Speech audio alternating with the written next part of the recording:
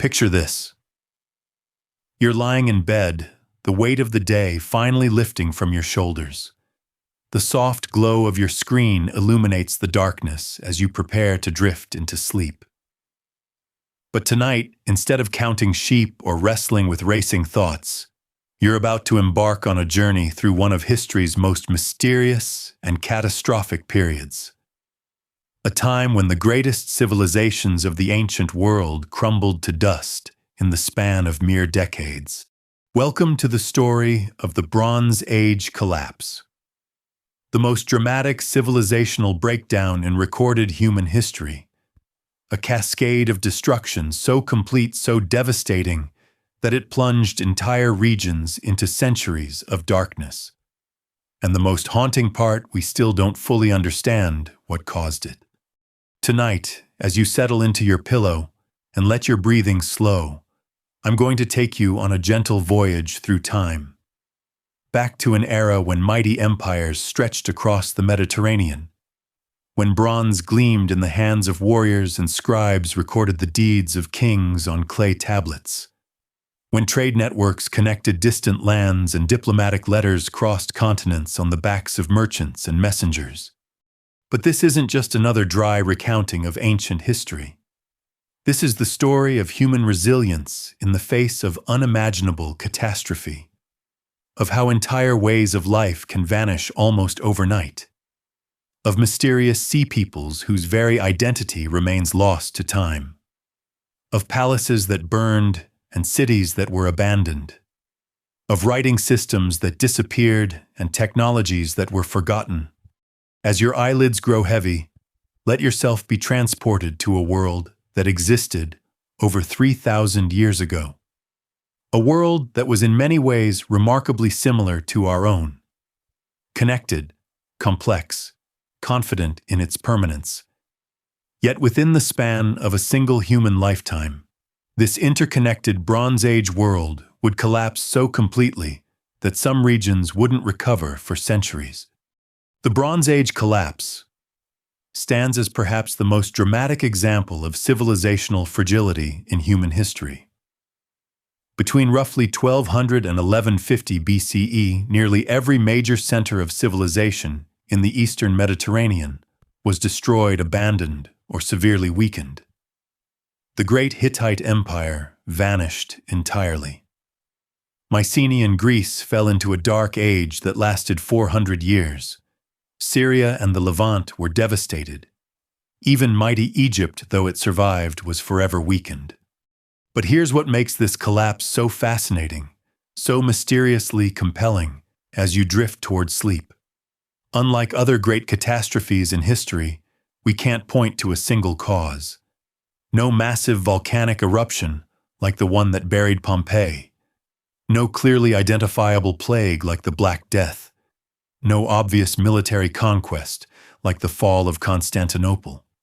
Instead, the Bronze Age collapse appears to have been a perfect storm of interconnected disasters. Climate change, famine, internal rebellions, external invasions, economic breakdown, political instability. System failure cascading through the complex networks that held the Bronze Age world together. Imagine, if you will, a vast spiderweb stretching across the ancient Mediterranean. Each strand represents a trade route, a diplomatic alliance, a cultural connection. For centuries, this web had grown stronger and more intricate. Tin from Afghanistan reached workshops in Greece. Cedar wood from Lebanon built palaces in Egypt. Amber from the Baltic found its way to Mycenaean tombs. Ideas, technologies, and artistic styles flowed freely along these ancient highways. But what happens when you begin cutting the strands of such a web? At first, the structure holds. Other connections compensate. The system adapts. But as more and more strands are severed, the web becomes increasingly fragile. And then suddenly, catastrophically, the entire structure collapses at once. This is the story you're about to hear. The story of how the first truly international civilization in human history came apart at the seams. How the Bronze Age world, for all its achievements and sophistication, proved terrifyingly vulnerable to the forces of change. As you settle deeper into your pillows, let your mind wander back to the eastern shores of the Mediterranean, around the year 1300 BCE. The world is at peace. Trade flourishes. Empires correspond with one another in diplomatic languages. Artists and craftsmen share techniques across vast distances. It seems like this golden age could last forever. But already subtle signs of trouble are beginning to appear. Climate records suggest that the weather is becoming less predictable. Archaeological evidence hints at population movements in the north. Diplomatic letters between kings carry undertones of concern about raiders and unrest. The great web of Bronze Age civilization is starting to show strain. You're about to witness the unraveling of this world through the eyes of its inhabitants. Kings and scribes, merchants and soldiers, farmers and craftsmen. People who had no idea they were living through the end of an age, who couldn't imagine that their mighty cities would soon lie in ruins, that their children would inherit a world fundamentally different from the one they had known. The story begins not with destruction, but with creation. With the remarkable Bronze Age world that took over 1,000 years to build. A world of gleaming palaces and massive fortifications, of international trade and diplomatic correspondence, of technological innovation and artistic achievement. A world that in its complexity and interconnectedness wouldn't be matched again until the modern era. So close your eyes and let me paint you a picture of this lost world. Let yourself drift back through the millennia to a time when the Mediterranean was younger, when the alphabet had not yet been invented, when iron was still a precious metal rarer than gold. A time when the great empires of antiquity stood at their peak, confident in their power, unaware that they were living through the final golden moments before the storm. The Bronze Age world was built on bronze itself. This revolutionary alloy combining copper with tin was harder and more durable than pure copper. It could hold a sharper edge, making better weapons and tools. It could be cast into complex shapes, enabling new forms of art and technology. Bronze was the silicon chip of the ancient world, the technology that enabled everything else. But bronze required something that no single region possessed in abundance, both copper and tin. Copper was relatively common, found in Cyprus, Anatolia, and other locations around the Mediterranean. But tin was rare, precious, and geographically concentrated. The major sources were in distant lands like Afghanistan, Central Asia, and possibly even Britain and Spain. This scarcity of tin created the first truly global trade networks in human history. To maintain their bronze-based civilizations, the great powers of the late Bronze Age had to reach across continents. They had to establish trade relationships with distant peoples. They had to protect shipping lanes and maintain diplomatic relations across vast distances. Imagine the complexity of this system. A weapon made in Greece might contain copper from Cyprus and tin from Afghanistan. The merchant who transported that tin might have stopped at a dozen ports, paying tribute to various rulers, exchanging goods and information, spreading news and innovations. By the time that tin reached its destination, it had traveled thousands of miles and passed through countless hands. This global trade network was far more sophisticated than anything that would exist again until the age of exploration. Ships crossed the Mediterranean carrying not just raw materials, but finished goods, luxury items, and exotic products from distant lands. Mesopotamian textiles, Egyptian gold, Mycenaean pottery, Baltic amber, each item representing a link in the vast chain that bound the Bronze Age world together. But trade was just one strand in this web of connections. Equally important were the diplomatic relationships between the great powers. Kings addressed each other as brothers. Royal marriages sealed alliances across hundreds of miles. Treaties defined spheres of influence and established rules for peaceful coexistence. The diplomatic archive discovered at Amarna in Egypt gives us a window into this world of international relations. Here we find letters between pharaohs and foreign kings written in Akkadian, the diplomatic language of the age. We see complaints about delayed shipments of gold, negotiations over royal marriages, requests for military assistance, expressions of concern about raiders and rebels. These letters reveal a world that was in many ways remarkably modern.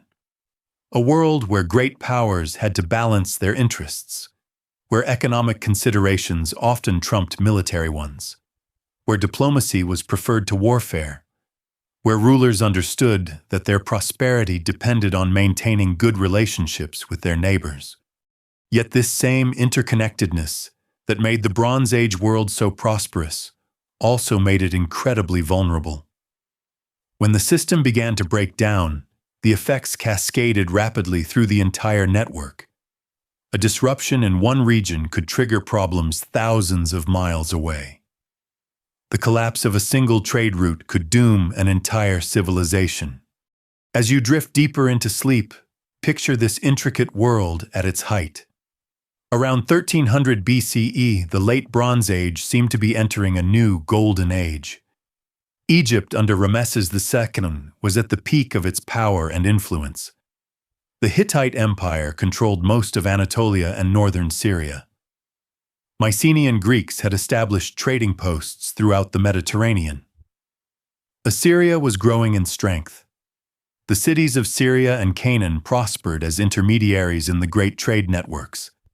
Palace complexes of unprecedented scale and sophistication rose across the landscape.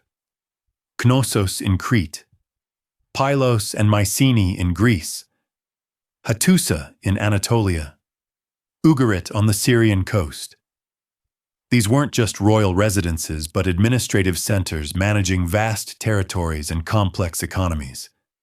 Their archives, written in multiple languages and scripts, recorded everything from royal correspondence to tax receipts to religious ceremonies. The palaces were surrounded by massive fortification walls, some still impressive today. But these weren't just defensive structures. They were statements of power and permanence, symbols of civilizations that believed they would last forever. The builders of these walls could never have imagined that within a few generations, many of their cities would be burning ruins, their palaces abandoned to the wind and rain. Technology was advancing rapidly during this period. Ironworking was beginning to develop, though iron was still rare and precious. Glassmaking reached new levels of sophistication. Shipbuilding techniques improved, allowing for larger vessels and longer voyages. Writing systems became more efficient and widespread. Medical knowledge advanced. Agricultural techniques improved. Art and culture flourished under the patronage of wealthy rulers and prosperous merchants. The tomb paintings of Egypt, the frescoes of Knossos, the metalwork of Mycenae, the ivory carvings of Syria. These weren't just decorative objects, but expressions of a confident cosmopolitan civilization that drew inspiration from across the known world. Literature, too, reached new heights during this period. The earliest versions of what would become the Epic of Gilgamesh were being refined and copied. Egyptian love poetry explored themes that seem remarkably modern. Hittite myths and legends were recorded for posterity. The oral traditions that would eventually become the Iliad and Odyssey were taking shape in the halls of Mycenaean palaces.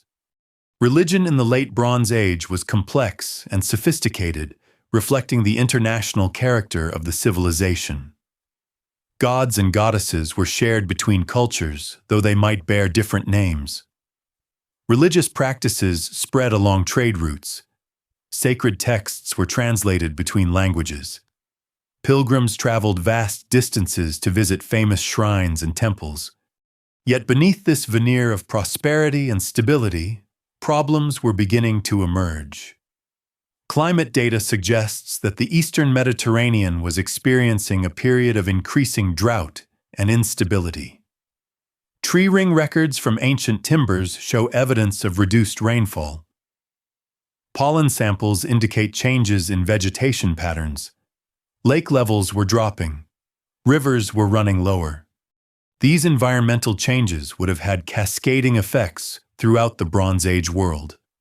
Reduced agricultural productivity, pressure on water resources, conflict between settled populations and nomadic peoples, mass migrations as groups sought more favorable conditions, strain on the trade networks that depended on agricultural surplus and political stability. At the same time, there are signs of increasing social tension within Bronze Age societies. Archaeological evidence suggests growing inequality. Palace archives record rising taxes and corvée labor obligations. Fortifications were being strengthened and expanded. Military expenditures were increasing. The confident, outward-looking civilization of the earlier Bronze Age was becoming more defensive, more inward-focused. Population pressures were building in many regions. Settlements were expanding beyond their traditional boundaries. New cities were being founded in marginal areas. Competition for resources was intensifying. The easy expansion of earlier centuries was giving way to more intense competition for limited land and resources. Technological change, while bringing benefits, also created new vulnerabilities. The increasing specialization of Bronze Age societies meant that each region was becoming more dependent on others for essential goods and services. A disruption in the tin trade could cripple bronze production across the entire Mediterranean. The destruction of a major port could sever crucial trade links. The fall of a key administrative center could bring down an entire regional network. As these various pressures built up, the Bronze Age world was becoming increasingly unstable. Like a house of cards, it appeared strong and impressive from the outside, but was actually precariously balanced. One significant shock could bring the entire structure tumbling down, and that shock was coming. From the north, groups of peoples were beginning to move south. Whether driven by climate change, population pressure, or political upheaval, they were abandoning their traditional homelands and seeking new territories. Some came as traders and settlers. Others came as raiders and conquerors. Many came simply as refugees fleeing disasters in their own lands.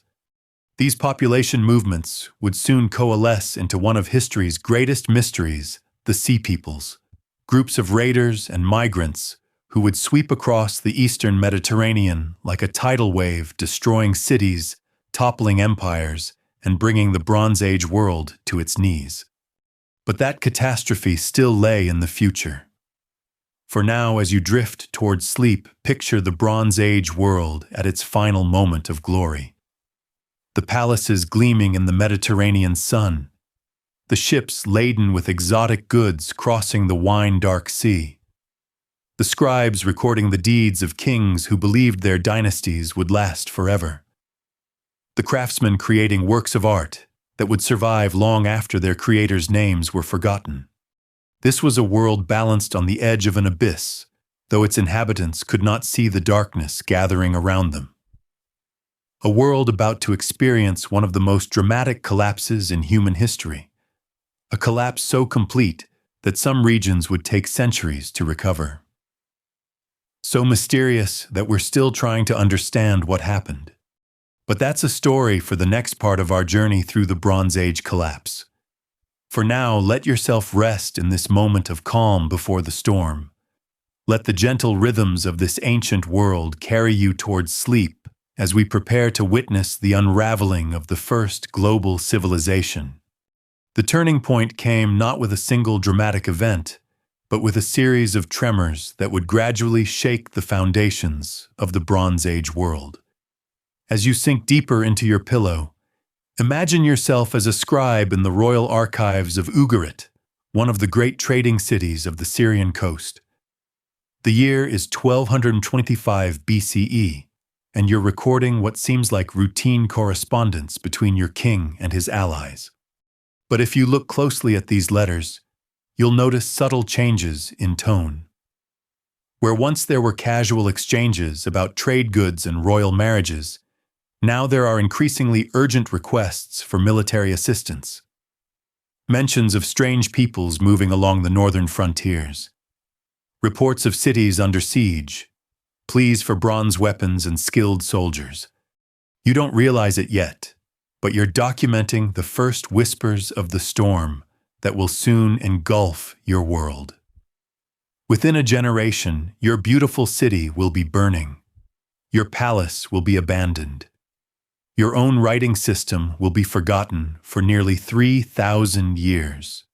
The collapse began, as many catastrophes do, at the periphery. In the northern reaches of the Hittite Empire beyond the great capital of Hattusa, strange reports were filtering in from frontier governors. Tribes that had lived peacefully for generations were suddenly on the move. Traditional allies were failing to respond to diplomatic overtures. Tribute payments were arriving late or not at all. At first, these seemed like minor administrative problems, the kind of border troubles that every great empire dealt with routinely. Local officials were dispatched to investigate. Diplomatic missions were sent to negotiate with troublesome tribes. Military patrols were increased along vulnerable frontiers. The vast bureaucratic machine of the Hittite state ground into action, confident in its ability to handle whatever problems might arise. But the troubles were spreading faster than the empire's ability to contain them. Archaeological evidence from this period tells a story that the written records only hint at. Settlement patterns that had remained stable for centuries suddenly began to change. Fortified sites in northern Anatolia show evidence of hasty abandonment. Pottery styles that had been consistent across vast regions began to fragment and diverge. Trade goods that had flowed freely for generations became increasingly scarce. The climate data from this period paints an equally troubling picture. Tree ring studies from across the eastern Mediterranean show evidence of severe drought conditions beginning around 1250 BCE. Pollen samples indicate dramatic shifts in vegetation patterns. Lake levels dropped significantly. Rivers that had sustained major cities for centuries began to run dry during the summer months. This wasn't just an inconvenience. For civilizations built on agricultural surplus, consistent water supply was literally a matter of life and death. The great irrigation systems that fed the cities of Mesopotamia began to fail. The fertile valleys that had supported dense populations for over a millennium could no longer sustain their inhabitants. Entire regions that had been the breadbaskets of empires began to experience crop failures on a scale not seen for generations. As agricultural production declined, the delicate balance that held Bronze Age society together began to shift. Taxes became harder to collect as farmers struggled to feed themselves, let alone provide surplus for their rulers. Trade goods became more expensive as transportation became more dangerous and resources more scarce. The professional armies that protected the trade routes became harder to supply and maintain. But perhaps most critically, the tin trade began to break down. Remember, tin was the lifeblood of Bronze Age civilization. Without it, there could be no bronze. Without bronze, there could be no effective weapons, no advanced tools, no technological advantage over less sophisticated neighbors. The long supply chains that brought tin from Central Asia and Afghanistan to the workshops of the Mediterranean had always been vulnerable. Now, as political stability deteriorated and climate conditions worsened, these chains began to snap. Picture the cascading effects of this breakdown. A workshop in Mycenaean Greece that had been producing bronze weapons for generations suddenly finds itself unable to obtain tin. The craftsmen who had spent their lives perfecting their techniques are forced to seek other employment. The warriors who had depended on bronze weapons find themselves facing enemies with inferior copper weapons, but far greater numbers. The trade networks that had connected Greece to the wider world begin to contract and fragment. This same story was playing out across the entire Bronze Age world. In Egypt, the great pharaoh Ramesses I was nearing the end of his long reign, unaware that his empire was approaching its twilight. His successors would face challenges that would have been unimaginable during the golden years of the new kingdom. The tribute that had flowed into Egyptian treasuries from vassal states in Syria and Nubia was becoming increasingly irregular. The trade goods that had made Egypt wealthy were becoming harder to obtain. The Hittite Empire, which had seemed so powerful just a generation earlier, was beginning to fragment. Local governors were asserting increasing independence from the central government. The great royal road system that had allowed rapid communication across the empire was becoming unsafe as banditry increased. The diplomatic correspondence that had once flowed freely between Hattusa and other capitals was becoming sporadic and desperate in tone. In the Mycenaean palaces of Greece, scribes working in the linear B script were recording increasingly urgent inventories of weapons and defensive preparations. Archaeological evidence suggests that many of these palaces were frantically strengthening their fortifications during this period. Walls were being heightened and thickened. Storage facilities were being expanded to hold emergency supplies. The confident, outward-looking culture of earlier centuries was giving way to a defensive mentality focused on survival. Yet even as these civilizations struggled with internal problems, they faced an external threat that would prove far more devastating than drought or economic collapse. From the north, vast population movements were beginning that would reshape the entire Mediterranean world. Peoples who had lived peacefully in the Balkans and Central Europe for generations were suddenly on the march, driven by forces we can only guess at. These weren't organized armies in the traditional sense. They were entire populations on the move, men, women, and children carrying their possessions in ox carts and small boats. Some were fleeing environmental disasters in their homelands. Others were seeking new opportunities in the wealthy lands of the south. Many were probably refugees from earlier waves of displacement, driven ever southward by a domino effect of population movements that had begun far to the north. The written records of the Bronze Age civilizations give us only fragmentary glimpses of these movements. Egyptian inscriptions speak of sea peoples arriving from the islands in the midst of the sea. Hittite archives mention raids by peoples with strange names: Luka Sherden Peliset Denian. Ugaritic letters speak of enemy ships sighted off the coast and cities under siege. But archaeology tells a more complete story. Across the northern Mediterranean, we see evidence of massive population movements during this period. Settlement patterns that had remained stable for centuries suddenly shifted. New types of pottery and metalwork appeared, suggesting the arrival of peoples with different cultural traditions.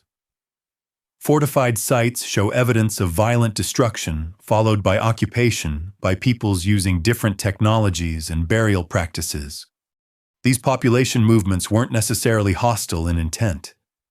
Many of the migrating groups probably began as peaceful settlers seeking new lands to farm or trade opportunities with the wealthy Bronze Age civilizations. But as environmental conditions worsened and political stability declined, peaceful migration often turned into violent conquest. The Bronze Age powers found themselves facing an unprecedented challenge. Their armies had been designed to fight other Bronze Age armies, disciplined forces using similar weapons and tactics. They were not prepared to deal with massive population movements involving hundreds of thousands of people spread across vast areas.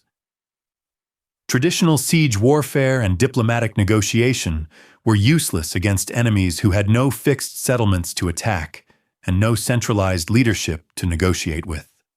As you drift deeper into sleep, imagine yourself standing on the walls of a Bronze Age city around the year 1200 BCE.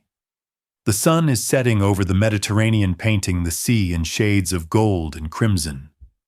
In the distance, you can see smoke rising from what might be cooking fires or burning settlements. It's impossible to tell which. Runners arrive regularly with news from other cities, but the reports are contradictory and confusing. Some speak of peaceful traders seeking to establish new markets.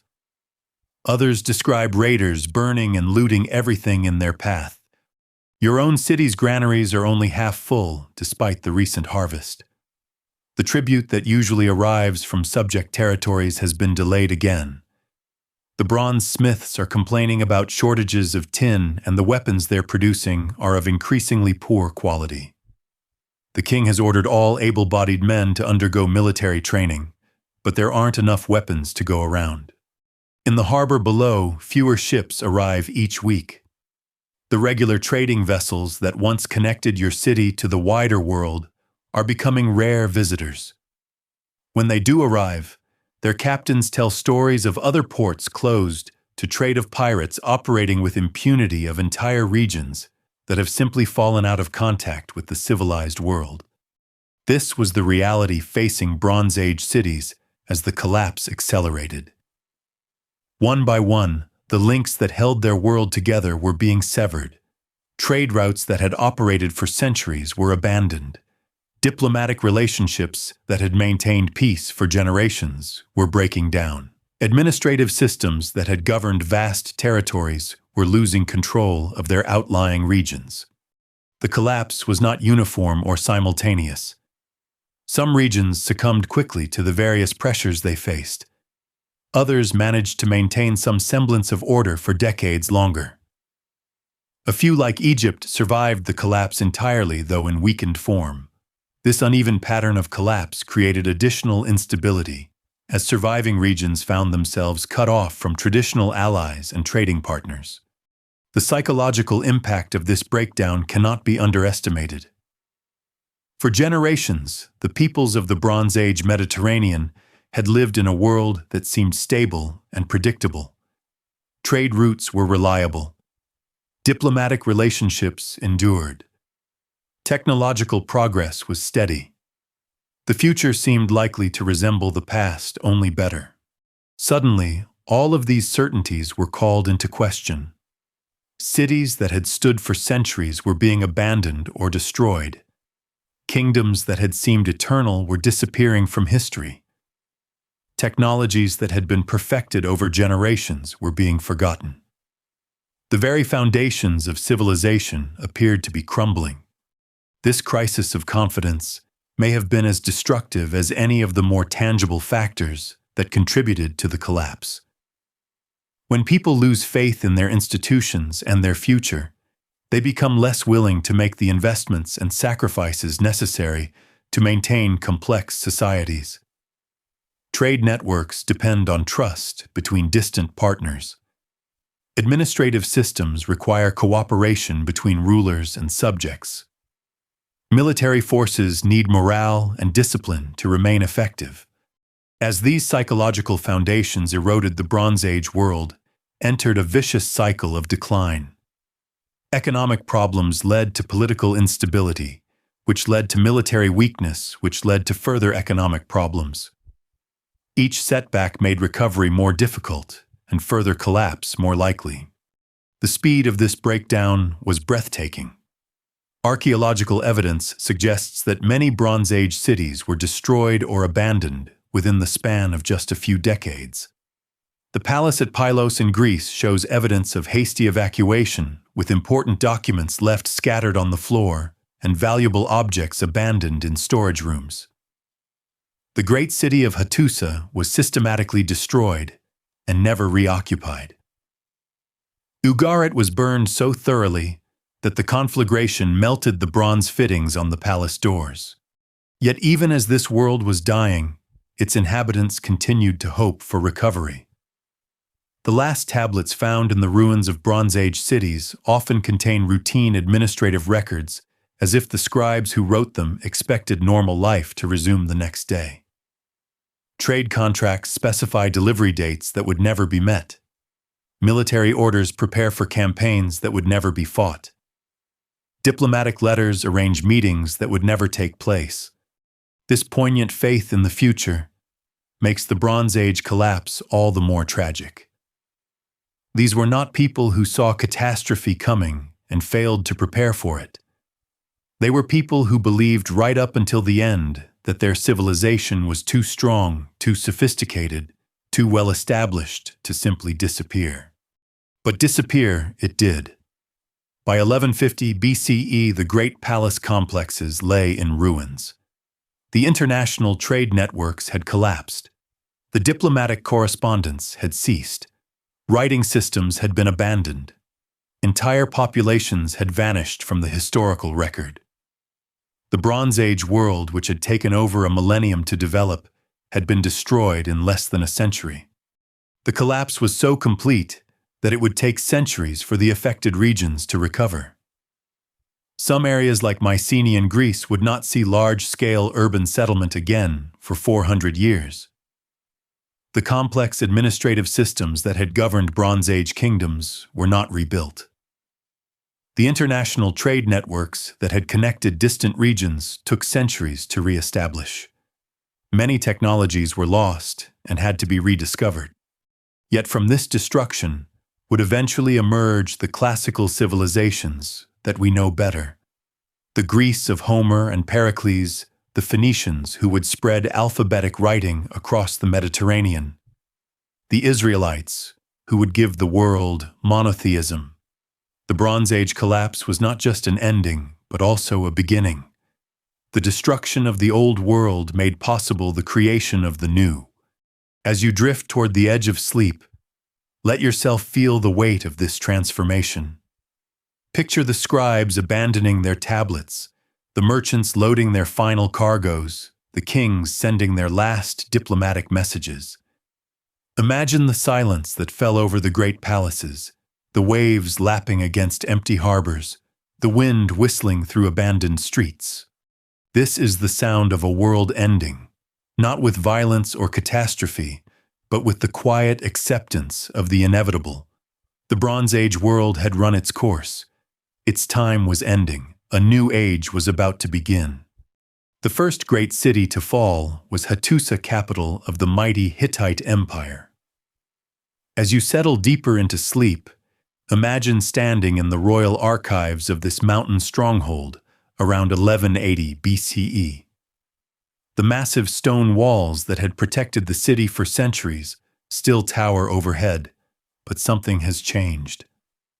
The confident administrative records of earlier decades have given way to increasingly desperate communications.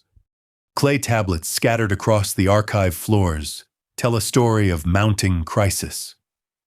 Letters from provincial governors report entire districts falling out of contact.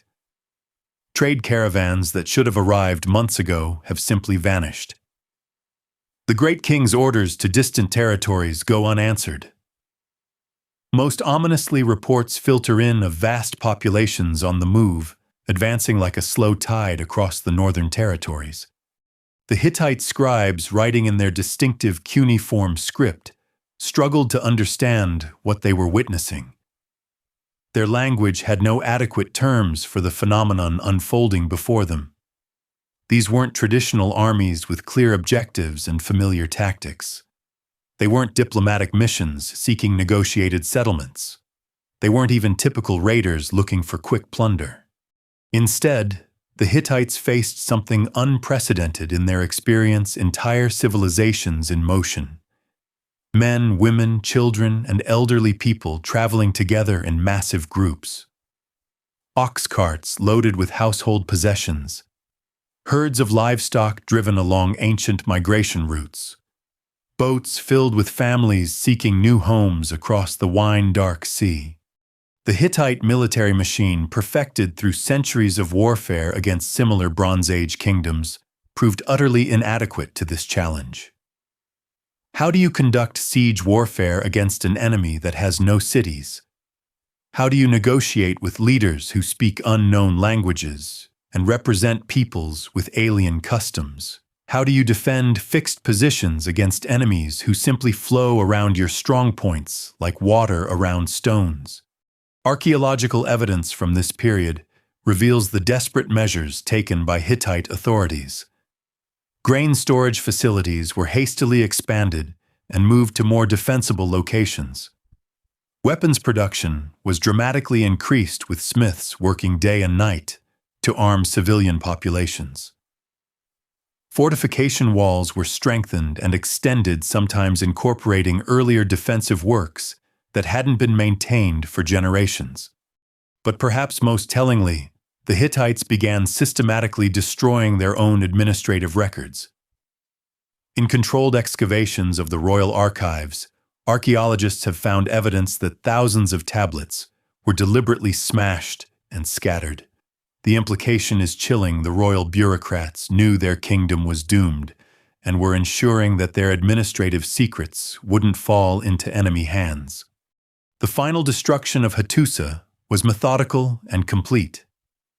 Unlike many Bronze Age sites that show evidence of sudden violent destruction, Hattusa appears to have been systematically dismantled. Buildings were carefully burned to ensure total destruction. Valuable objects were removed before the fires were set. The great stone sculptures that had decorated the royal quarter were toppled and broken beyond repair. This wasn't the random destruction of a city taken by storm. This was the deliberate erasure of a civilization by people who understood exactly what they were destroying. The Hittite Empire, which had dominated Anatolia for over 4 centuries, vanished so completely that its very existence was forgotten for nearly 3 millennia. As Hattusa burned, similar scenes were playing out across the eastern Mediterranean. The great trading city of Ugarit, jewel of the Syrian coast, faced its own moment of reckoning. Here the collapse came with shocking suddenness.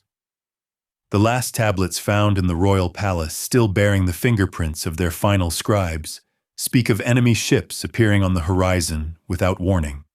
One particularly haunting document discovered in the ruins of the palace archives appears to be an unfinished letter from the king of Ugarit to his overlord, the king of Cyprus. The tablet breaks off mid-sentence as if the scribe had been interrupted by some urgent crisis and never returned to complete his work.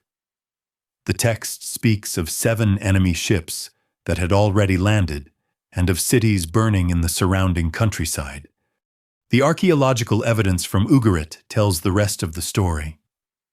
The palace complex was consumed by a fire so intense that bronze objects melted and fused together. The harbor installations were systematically destroyed. The residential quarters of the city were abandoned with such haste that valuable objects were left scattered on floors. Most poignantly, the great library of Ugarit, which had contained texts in 8 different languages and 4 different scripts, was reduced to ash and broken tablets. This destruction of knowledge was perhaps the greatest tragedy of the Bronze Age collapse. Ugarit had been more than just a trading center. It had been a cosmopolitan hub where ideas, technologies, and cultural traditions from across the known world converged and mixed. The loss of its library represented the severing of intellectual connections that had taken centuries to establish. But the collapse wasn't limited to the great capitals and trading centers. Across the eastern Mediterranean, smaller settlements were experiencing their own versions of catastrophe. Archaeological surveys from this period reveal a pattern of systematic abandonment that affected sites of every size and type. Farming villages that had existed for generations were simply left empty. Sacred sites that had been centers of pilgrimage for centuries fell into disuse. Even isolated watchtowers and frontier posts were evacuated. The speed of this abandonment suggests that the collapse was driven by more than just military conquest. People were fleeing ahead of any advancing armies, abandoning their homes before they were forced to do so. This speaks to a crisis of confidence that went beyond immediate physical threats. The entire social and economic system that had sustained Bronze Age civilization was breaking down, and people could sense that their familiar world was ending. Climate data from this period provides crucial context for understanding why this breakdown occurred so rapidly and completely. Pollen samples from across the eastern Mediterranean show dramatic changes in vegetation patterns around 1200 BCE. Species that had thrived in the region for centuries began to disappear, replaced by plants better adapted to drier conditions. Lake levels dropped significantly. Rivers that had sustained major cities for generations began to run dry during summer months. But this wasn't just a simple drought. The climate data suggests a fundamental shift in weather patterns that affected the entire region. The reliable seasonal rains that had made Mediterranean agriculture possible became increasingly erratic. Winters brought devastating storms followed by abnormally dry springs. Summers stretched longer and grew more brutal. The agricultural cycles that had sustained Bronze Age populations for over a millennium were disrupted beyond recognition. Picture a farming family in the Mycenaean countryside around 1190 BCE. For generations, their ancestors had worked the same fields, following agricultural practices passed down through countless generations. They knew when to plant and when to harvest. They understood the subtle signs that predicted weather changes. They had developed crop varieties adapted to local conditions. Suddenly, all of this accumulated wisdom became useless. Rains failed to arrive when expected. Crops withered in unexpected heat waves. Rivers that had never run dry became empty channels filled only with cracked mud. The very landscape seemed to be turning against human habitation. Faced with such conditions, farming families had few options. They could stay and watch their crops fail year after year, slowly starving as their stored grain ran out. Or they could abandon their ancestral lands and join the great migrations that were reshaping the Mediterranean world. For many, the choice was obvious. These climate refugees were joined by others fleeing different forms of disaster. Political refugees escaping the collapse of kingdoms. Economic refugees seeking opportunities as traditional trade networks broke down. Religious refugees fleeing the destruction of sacred sites. Military refugees deserting armies that could no longer pay or supply them. As these various refugee populations converged, they formed the mysterious groups that Bronze Age records call the Sea Peoples. Modern scholars debate endlessly about their precise identities and origins, but from the perspective of the civilizations they encountered, such details mattered little. What mattered was that they represented something entirely new and terrifying civilization in motion. The Sea Peoples weren't barbarian hordes in the traditional sense. Many of them had clearly come from sophisticated Bronze Age societies. They possessed advanced military technologies, including iron weapons that were superior to traditional bronze armaments. They understood siege warfare and naval tactics. They were capable of coordinated operations across vast distances. What made them so dangerous wasn't their primitiveness, but their adaptability. Unlike the settled Bronze Age kingdoms, they weren't tied to fixed territories or traditional ways of doing things. They could respond rapidly to changing conditions. They could adopt new technologies and tactics as they encountered them. They could form temporary alliances with other groups and dissolve them when circumstances changed. Egyptian records provide our most detailed accounts of encounters with the Sea Peoples. The great pharaoh Ramesses III left extensive inscriptions describing his battles against these mysterious invaders. His artists carved detailed reliefs showing Sea Peoples warriors with their distinctive feathered headdresses and horned helmets. His scribes recorded the names of their various tribes: Peliset, Cheker, Shekelesh, Denyen, Weshesh. These Egyptian accounts describe massive combined operations involving both land and sea forces. The sea peoples traveled with their families and possessions in great ox cart trains protected by armed warriors. Their fleets included both warships and transport vessels capable of moving entire populations across the Mediterranean. They fought with iron weapons and new types of armor that gave them significant advantages over traditional Bronze Age armies. But perhaps most significantly, the Sea Peoples demonstrated a new approach to warfare that the Bronze Age kingdoms couldn't effectively counter. Instead of seeking to conquer territory and establish permanent kingdoms, they focused on destroying existing power structures and extracting resources. They were raiders and migrants rather than conquerors, which made them far more difficult to defeat through traditional diplomatic or military means. The psychological impact of the Sea Peoples' raids was as devastating as their physical destruction.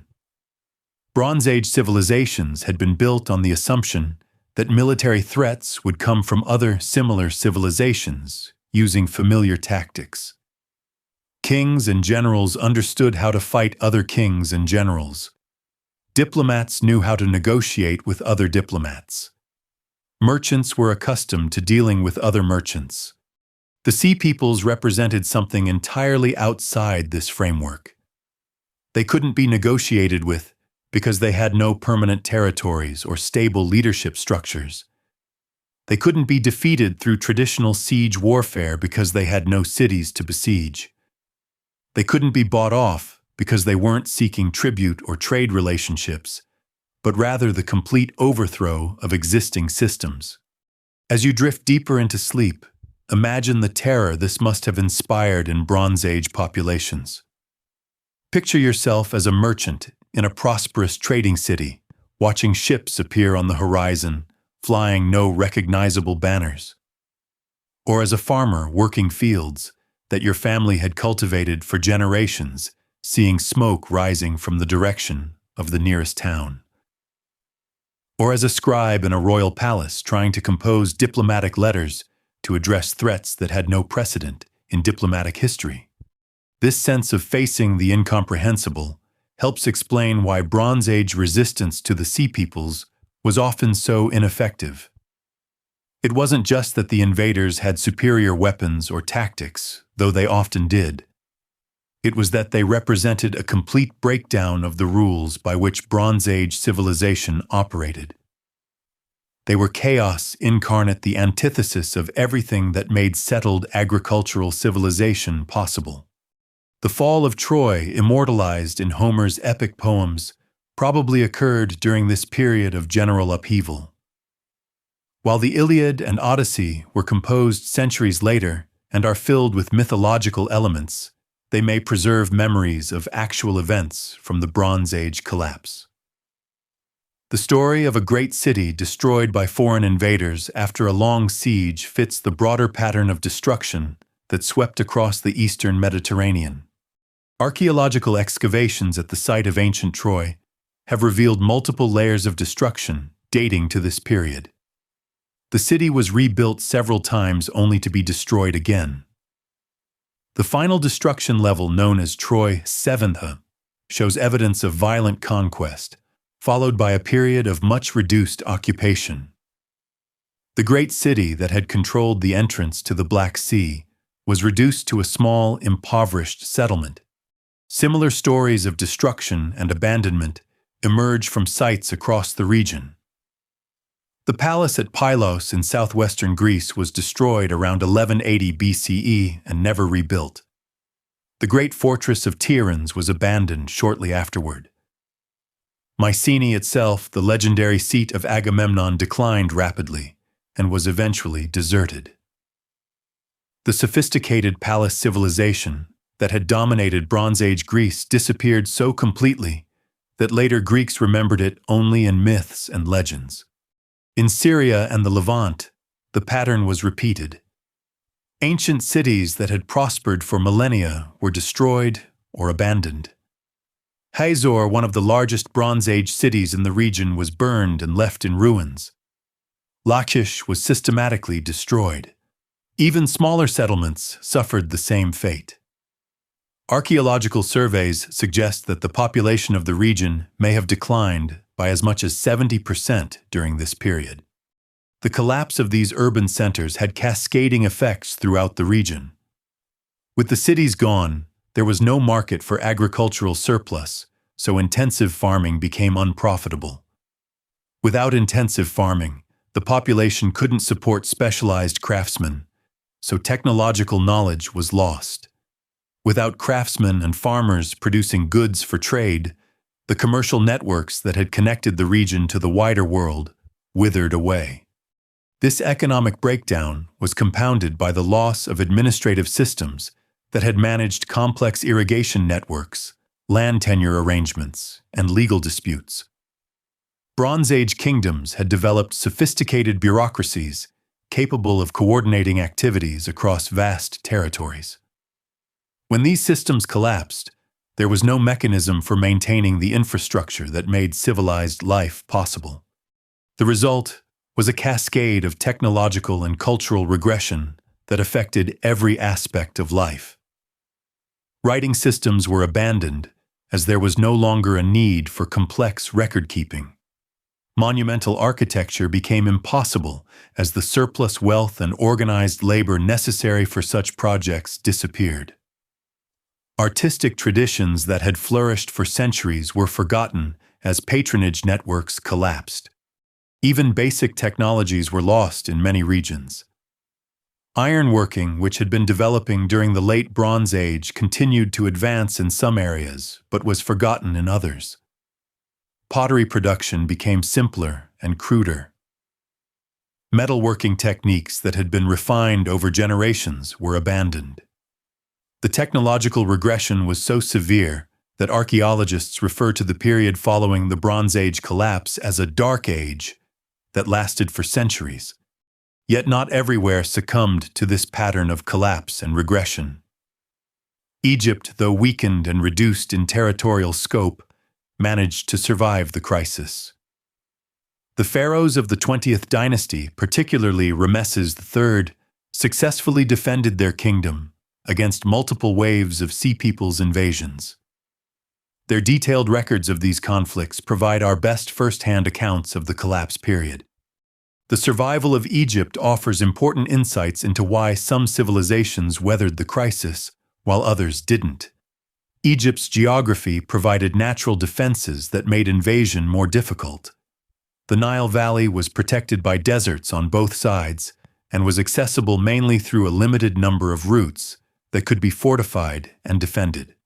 The annual Nile flood provided a reliable source of agricultural productivity that was less vulnerable to climate change than rain-fed agriculture in other regions.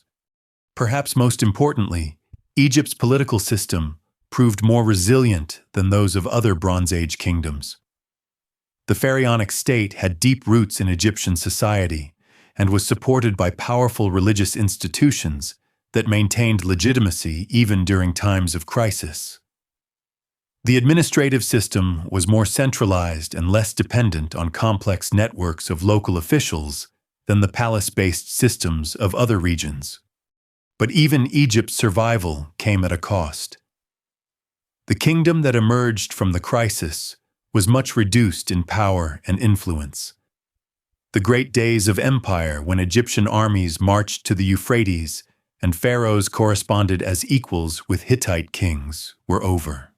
Egypt became a regional power focused on defending its core territory rather than projecting influence across the ancient world. As you sink deeper into the edge of sleep, let your mind wander through the ruins of this collapsed world. Picture the empty palaces with their roofs fallen in and their walls overgrown with vegetation. Imagine the abandoned harbors where no ships dock and the silent roads where no merchants travel. Feel the weight of libraries reduced to ash and the sadness of songs that no one remembers how to sing. This was the reality for the survivors of the Bronze Age collapse. They lived among the ruins of a civilization that their grandparents had known at its height. They passed by empty buildings whose purposes they no longer understood. They found objects made with techniques that no one could replicate. They heard stories of a golden age that seemed as distant and mythical as fairy tales. But from these ruins, new civilizations would eventually emerge. The Greeks who would build the Parthenon and compose the tragedies of Sophocles. The Phoenicians who would spread alphabetic writing across the Mediterranean. The Israelites who would give the world the Hebrew Bible. The Romans who would unite the Mediterranean under a single rule. All of these later civilizations were in some sense children of the Bronze Age collapse. The destruction of the old world made possible the creation of the new. The collapse of centralized palace systems allowed for the development of city-states and more participatory forms of government. The breakdown of traditional trade networks forced communities to become more self-sufficient and innovative. The loss of Bronze Age technologies spurred the development of new ones, particularly ironworking, which would prove more practical and sustainable than bronze production. Most importantly, the collapse demonstrated that no civilization, however powerful or sophisticated, is permanent. This hard-won wisdom would influence all subsequent Mediterranean cultures, creating a more humble and realistic understanding of human limitations. The Greeks developed concepts of hubris and nemesis. The Hebrews emphasized the importance of covenant and faithfulness. The Romans, despite their imperial success, remained obsessed with the fragility of their achievements. The Bronze Age collapse stands as perhaps history's greatest example of civilizational fragility. It reminds us that complex societies are delicate organisms that depend on countless interconnected systems functioning properly. When enough of these systems fail simultaneously, even the mightiest civilizations can crumble with shocking speed. As you drift toward the deepest stages of sleep, carry with you this profound lesson from our ancestors. The world they built with such care and sophistication proved temporary, but their memory lives on in the stories we tell and the wisdom we've inherited. Their collapse was not the end of human achievement, but a transition to new forms of civilization that would learn from their experience. Sleep now and dream of bronze gleaming in ancient sunlight, of ships crossing wine-dark seas, of scribes recording the deeds of kings who believed their kingdoms would last forever. Dream of the rise and fall of civilizations, of the eternal human struggle to build something lasting in a world of constant change. Dream of the great wheel of history turning, bringing both destruction and renewal, endings and beginnings, darkness and the promise of new dawn. Yet even as the great centers of Bronze Age civilization burned and crumbled, life continued in countless smaller communities scattered across the Mediterranean landscape. As your breathing slows and deepens, picture these forgotten survivors, the farmers and herders, fishermen and craftsmen, who witnessed the collapse of empires from their modest villages and remote settlements. These were the people who would carry the seeds of recovery into the dark centuries ahead. While the palaces fell silent and the great trade routes withered, they maintained the basic skills of agriculture and animal husbandry. They preserved oral traditions that would eventually grow into epic poems. They continued to work metal and clay, weave cloth, and build boats even as the sophisticated techniques of their Bronze Age masters were forgotten. In the hills above abandoned cities, shepherds still tended their flocks, much as their ancestors had done for generations. Along quiet coastlines, fishermen continued to read the patterns of wind and wave that their fathers had taught them. In hidden valleys, farmers still planted grain and prayed for rain regardless of which king claimed dominion over their lands, or whether any king ruled at all. The collapse had been uneven in its devastation. While the great palace complexes were thoroughly destroyed, many smaller settlements survived by their very insignificance. Raiders seeking wealth and glory had little interest in poor farming villages with nothing valuable to plunder. The sea peoples moving in their great migrations often passed by rural communities that offered neither threat nor opportunity. These surviving communities became islands of continuity in a sea of disruption. They maintained local traditions, local dialects, local ways of organizing daily life that would prove remarkably persistent. When archaeologists excavate sites from this period, they often find evidence of cultural practices that continued almost unchanged from before the collapse, existing side by side with clear signs of the broader civilizational breakdown. Consider the pottery of this era. In the great urban centers, the sophisticated painted ceramics of the Bronze Age disappeared, entirely replaced by crude handmade vessels that would have been considered primitive by earlier standards. But in rural areas, local pottery traditions often continued with only minor modifications.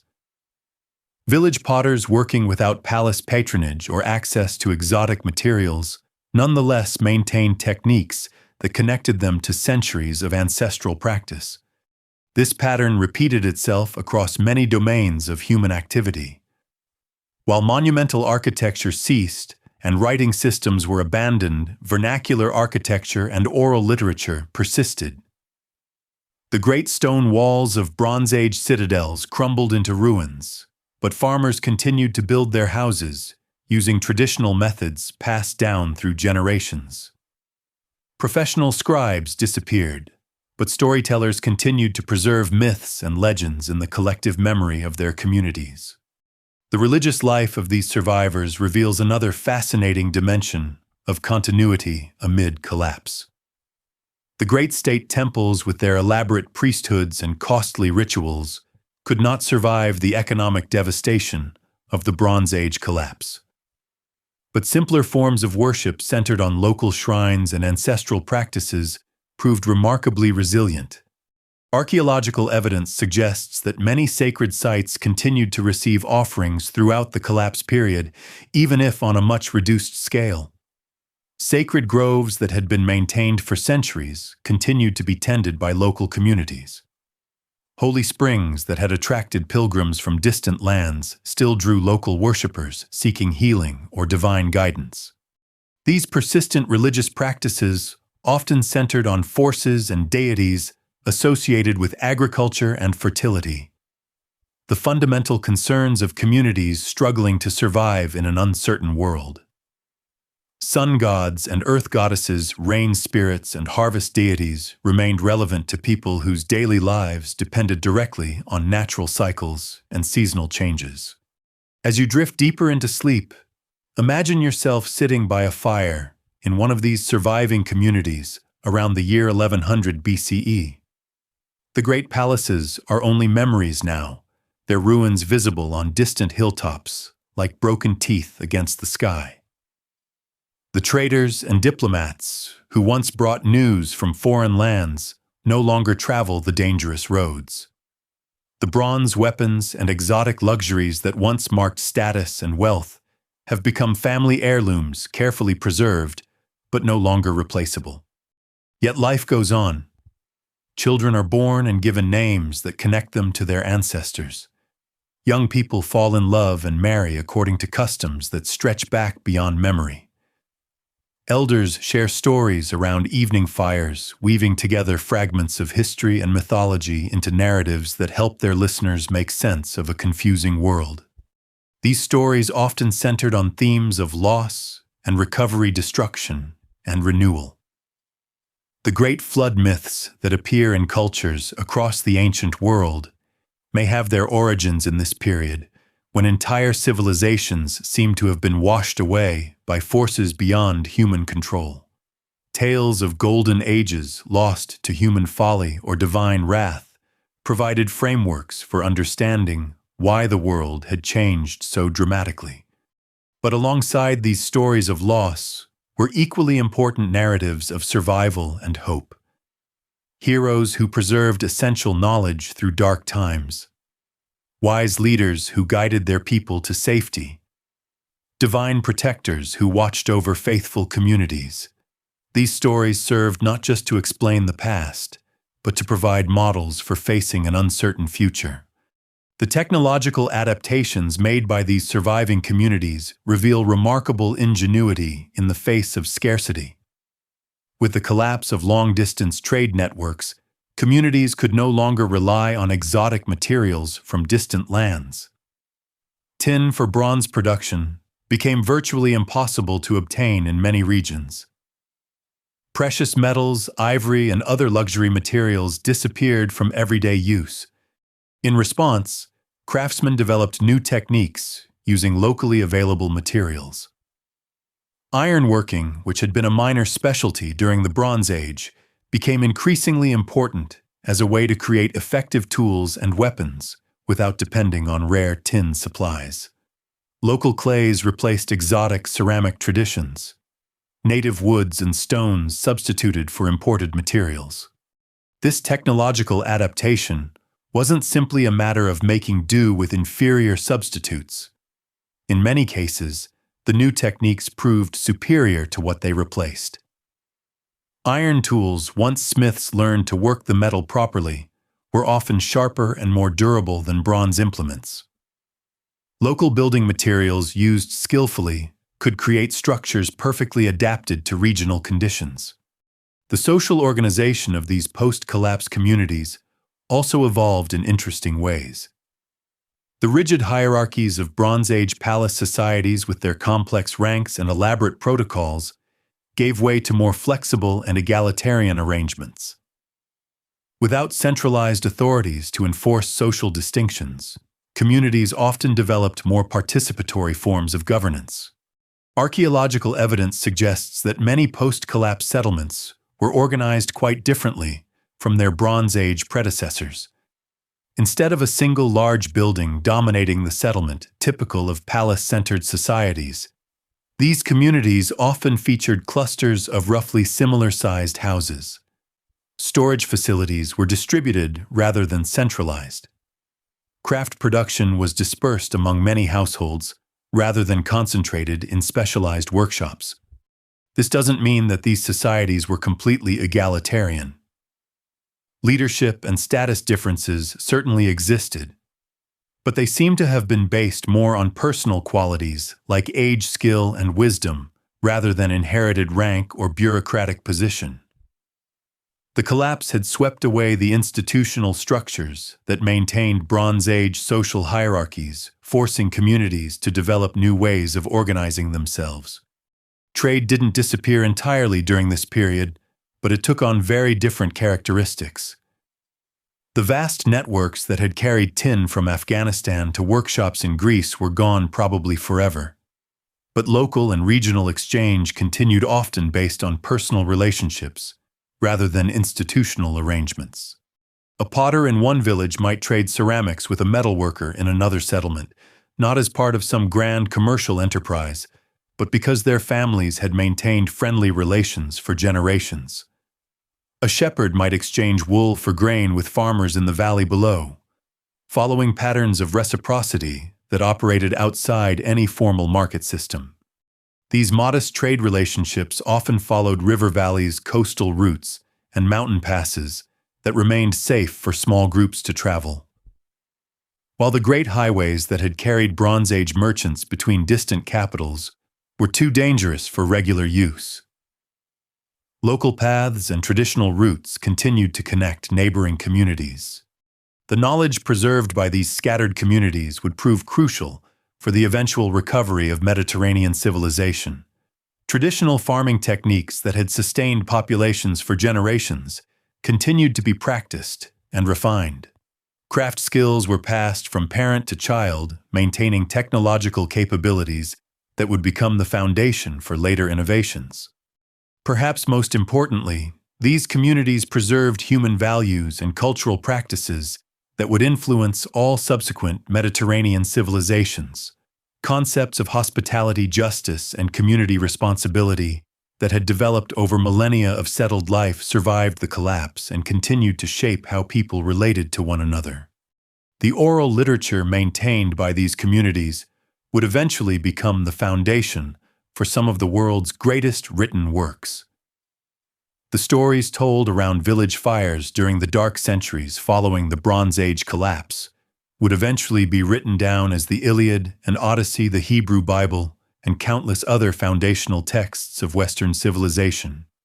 These epic poems and sacred narratives often preserved memories of the Bronze Age world, though filtered through centuries of oral transmission and inevitable embellishment. The heroes of these stories fought with bronze weapons and lived in great palaces reflecting dim memories of a more glorious past. But they also embodied values and ideals that had been refined through generations of storytelling in post-collapse communities. The theme of the journey home, so central to the Odyssey, may reflect the experience of Bronze Age survivors trying to find their place in a fundamentally changed world. The emphasis on hospitality and guest friendship in both Homeric epics probably reflects the crucial importance of these values for scattered communities trying to maintain connections across dangerous landscapes.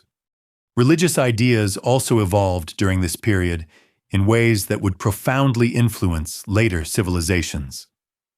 The collapse of centralized temple systems freed religious thought from institutional constraints, allowing for new forms of spiritual expression and theological innovation. Some communities turned toward monotheistic concepts, perhaps as a way of making sense of catastrophic events that seemed beyond the power of traditional pantheons to prevent or explain. The idea of a single, all-powerful deity who controlled historical events and demanded ethical behavior from worshippers may have gained appeal during a period when traditional religious systems had failed to protect their followers. Other communities developed more personal and immediate forms of religious practice, emphasizing direct relationships between individuals and divine forces, rather than elaborate priestly mediation. The collapse of temple hierarchies created space for prophetic traditions, mystical practices, and other forms of religious expression that would greatly enrich the spiritual life of later civilizations. As you sink deeper into the quiet darkness of sleep, let your mind rest among these patient survivors of catastrophe. Picture them maintaining their modest communities through the long centuries of recovery, preserving essential knowledge and values for future generations who would hardly remember their names.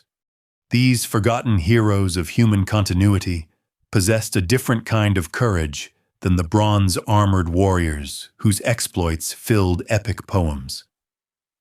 Theirs was the courage of persistence rather than conquest, of preservation rather than glory.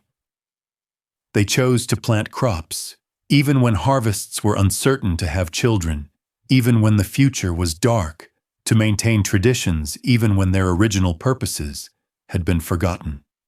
Their quiet heroism reminds us that civilization's true foundation lies not in palaces and monuments, but in the daily choices of ordinary people to maintain community, to care for one another, to pass on what they have learned to the next generation. The Bronze Age collapse destroyed the superstructure of ancient civilization, but it could not destroy the human spirit that would eventually rebuild from the ruins. In their scattered villages and remote settlements, these survivors were already planting the seeds of recovery. They didn't know it at the time, but they were preparing the ground for new forms of civilization that would eventually surpass even the achievements of the Bronze Age world. Their children's children would build the temples of classical Greece, establish the Roman Republic, and create the cultural foundations of the modern world. But that renewal lay centuries in the future. For now, in the immediate aftermath of collapse, the Mediterranean world had entered its longest night. Cities that had bustled with activity for millennia stood empty and silent. Trade routes that had carried goods and ideas across continents grew wild with weeds. Technologies that had taken generations to perfect were forgotten in a single lifetime. The silence that fell over the Bronze Age world was profound and lasting. Where once the sounds of busy markets, clashing armies, and ceremonial processions had echoed across the landscape, now there was only the whisper of wind through abandoned buildings and the gentle lapping of waves against empty harbors. This was the sound of a civilization breathing its last, not in a single dramatic moment, but in the gradual fading of all the activities that had made it vital and alive. The last scribe setting down his stylus, the last merchant loading his ship, the last king sending forth his final decree to provinces that would never receive it. Yet even in this ending was the promise of new beginnings. The collapse had cleared away structures that had become rigid and ossified, making space for fresh innovations and new ways of organizing human societies. The destruction of the old world would prove to be the necessary prelude to the creation of something entirely new and wonderful. Sleep now and dream of this great turning of the wheel of history. Dream of endings that become beginnings of destruction that enables creation of the eternal human capacity to rebuild and renew even after the most complete catastrophe. Dream of the long sleep of civilizations and their eventual awakening to new dawns filled with possibilities their creators could never have imagined. The darkness that settled over the Mediterranean world after 1150 BCE was unlike anything that had come before. As you drift deeper into sleep, imagine the profound silence that must have descended upon landscapes that had echoed with human activity for over 1,000 years. This wasn't simply the quiet of nightfall or seasonal rest, but the deeper silence of abandonment of entire ways of life coming to an end. In the decades following the collapse, survivors emerging from hidden refuges or returning from distant migrations would have encountered scenes that challenged their understanding of permanence itself. Great stone walls that had stood for centuries lay tumbled in massive heaps. Bronze gates that had required teams of men to open hung twisted and broken on their hinges. Throne rooms where kings had held court for generations stood open to the sky, their roofs collapsed, and their floors covered with debris. The psychological impact of witnessing such devastation cannot be overstated. These weren't ruins weathered by centuries of gradual decay, but the fresh wreckage of a world that many survivors had known in their youth. An elderly craftsman returning to his native city might find his workshop buried under fallen masonry. A merchant seeking to re-establish trade routes would discover that the harbors he had visited regularly were now silted up and abandoned. A diplomat carrying messages between courts would find empty palaces where kings had once held audiences. This immediate confrontation with the fragility of human achievement must have profoundly shaped the worldview of collapse survivors. The confident assumption that important buildings and institutions would endure indefinitely had been shattered by direct experience. The lesson that even the mightiest works of human hands could be reduced to rubble in a matter of years would echo through the cultural memory of all subsequent Mediterranean civilizations. Archaeological excavations reveal the eerie immediacy of this abandonment. At Pylos, one of the great Mycenaean palace complexes, archaeologists found clay tablets still lying on the floors where scribes had dropped them while fleeing the final destruction. The tablets preserved by the very fires that destroyed the palace contain routine administrative records, livestock inventories, land tenure arrangements, personnel assignments, as if their authors expected to return the next day to continue their work. Similarly, at Ugarit, excavators discovered workshop areas where craftsmen had apparently been interrupted in the middle of their tasks. Bronze ingots lay half-melted in furnaces. Jewelry remained unfinished on workbenches. Pottery vessels sat partially completed on wheels. The rapidity of the final evacuation had frozen these scenes of daily life like photographs, preserving intimate glimpses of a world caught in the moment of its ending. But perhaps the most haunting discoveries are the hoards of valuable objects that Bronze Age families buried before fleeing their homes. Across the collapse zone, archaeologists regularly uncover caches of jewelry, precious metals, and family heirlooms hidden beneath house floors or buried in gardens. These desperate attempts to preserve treasured possessions suggest that many people initially expected to return once the immediate danger had passed. The fact that these hoards remained buried for over 3 millennia speaks to the completeness of the collapse. The families who had hidden these treasures never came back to reclaim them. Either they perished during their flight, or they settled in distant lands, where the location of their buried wealth became just another lost memory among many. These silent hoards serve as poignant memorials to countless personal tragedies that played out against the backdrop of civilizational collapse. The immediate aftermath of the Bronze Age collapse varied significantly from region to region, creating a patchwork of different responses to catastrophe.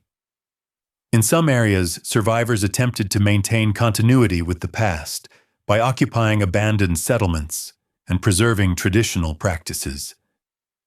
In others, people deliberately rejected Bronze Age ways of life, developing new social organizations and cultural forms that represented conscious breaks with the collapsed world.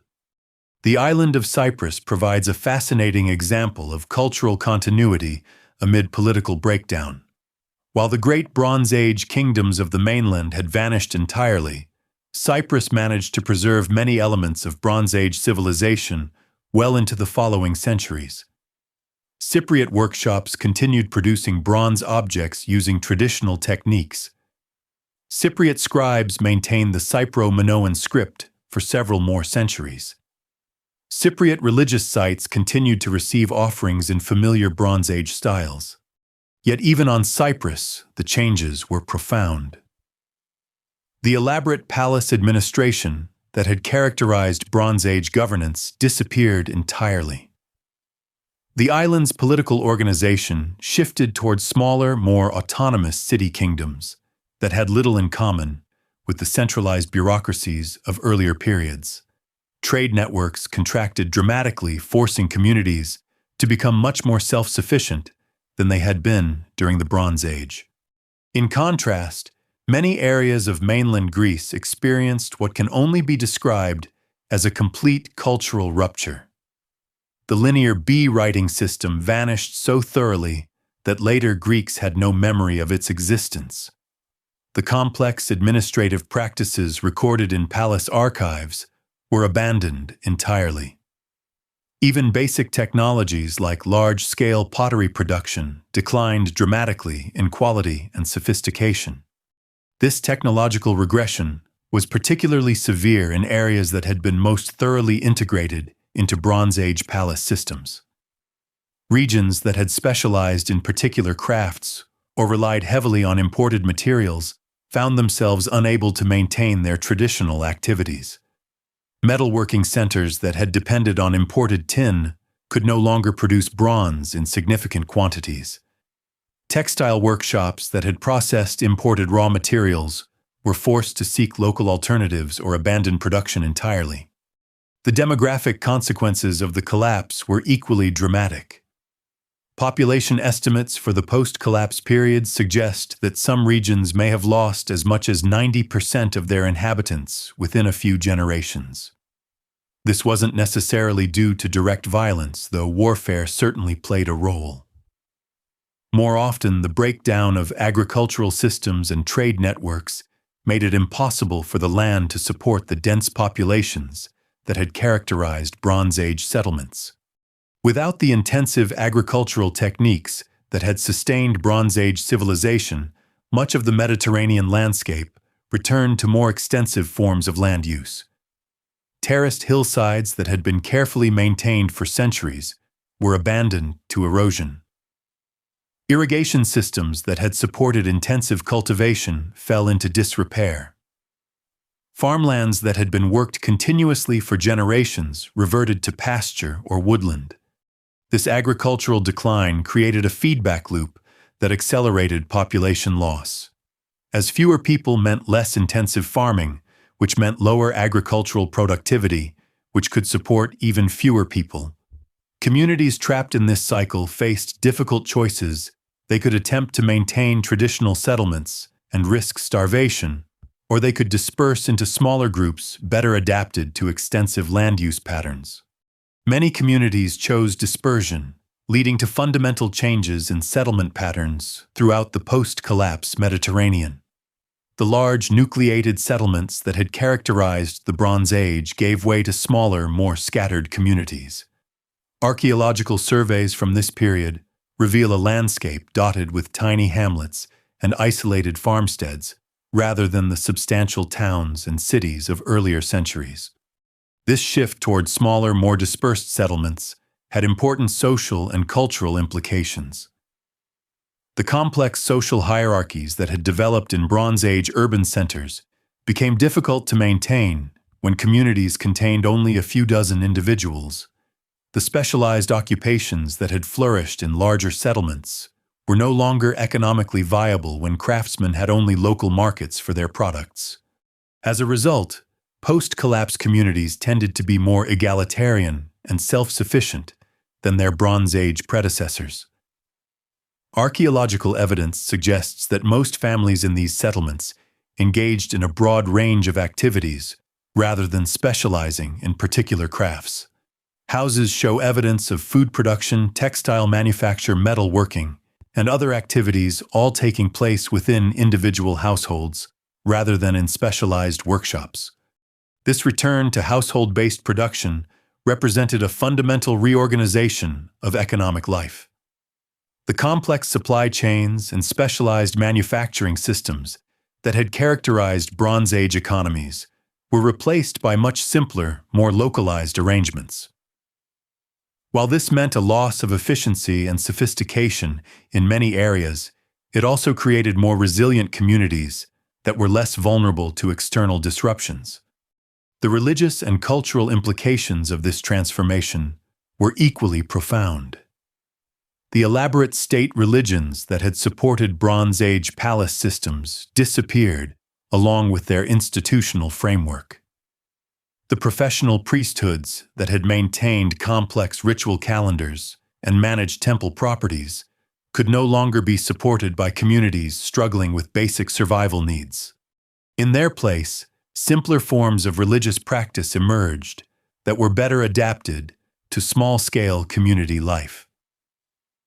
Archaeological evidence suggests that many post-collapse communities focused their religious activities on modest local shrines rather than monumental temple complexes. These shrines often incorporated elements from Bronze Age religious traditions, but adapted them to the reduced circumstances of their worshippers. The oral traditions that developed during this period played a crucial role in preserving cultural memory while adapting it to new circumstances. Without writing systems to fix narratives in permanent form, stories became more fluid and responsive to changing social needs. Tales of Bronze Age heroes and kingdoms were preserved but gradually transformed to address the concerns and values of post-collapse communities. These evolving oral traditions often emphasized themes that would have resonated strongly with collapse survivors. Stories of great journeys and homecomings like those that would eventually become the Odyssey may have reflected the experiences of displaced populations seeking new homes.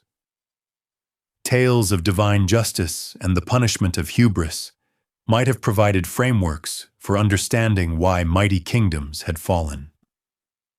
Narratives celebrating simple virtues like hospitality and loyalty could have served to reinforce the social bonds that held small communities together. The development of iron technology during this period represents one of the few areas where post-collapse communities achieved clear improvements over Bronze Age practices. Ironworking had been practiced on a limited scale during the late Bronze Age, but the collapse of tin trade networks made iron the only practical material for producing metal tools and weapons in most regions. Initially, iron technology was probably inferior to the best Bronze Age metalworking. Early iron objects were often crude and brittle compared to well-made bronze implements. However, iron had several crucial advantages that made it ideal for post-collapse conditions. Iron ore was much more widely available than tin, making communities less dependent on long-distance trade. Iron-working techniques, once mastered, could be practiced by individual smiths rather than requiring elaborate workshop facilities. As post-collapse smiths gained experience with ironworking, they developed techniques that eventually surpassed Bronze Age achievements. The discovery of steel production, achieved by controlling carbon content during smelting, created materials that were both harder and more flexible than bronze. These technological advances would eventually give Iron Age communities significant advantages over any Bronze Age societies that might have survived the collapse. The gradual spread of iron technology throughout the post-collapse Mediterranean created new opportunities for trade and cultural exchange. Iron implements became valuable trade goods that could justify the risks of travel between distant communities. Smiths with superior techniques found their skills in demand across wide areas. Knowledge of iron working techniques spread along the same routes that had once carried bronze and tin. This emerging Iron Age trade network was much more modest than its Bronze Age predecessor, but it played a crucial role in connecting scattered communities and facilitating cultural exchange.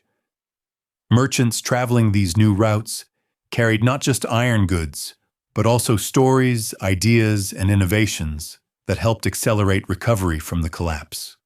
As you sink deeper into the gentle embrace of sleep, picture these first tentative connections forming between communities that had been isolated for generations. Imagine a smith from one valley traveling to another settlement to share iron-working techniques. Picture traders carrying not just metal goods, but news from distant regions where other survivors were rebuilding their lives. Envision the slow process by which scattered communities began to rediscover that they were not alone in their struggles.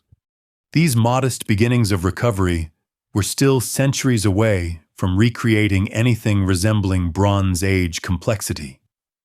The great palaces would never be rebuilt. The elaborate administrative systems would never be restored. The sophisticated international networks would never again span continents. But something new was beginning to emerge from the ruins of the old world, something that would eventually prove more resilient and adaptable than what had come before. The communities that survived the Bronze Age collapse had learned hard lessons about the fragility of complex systems.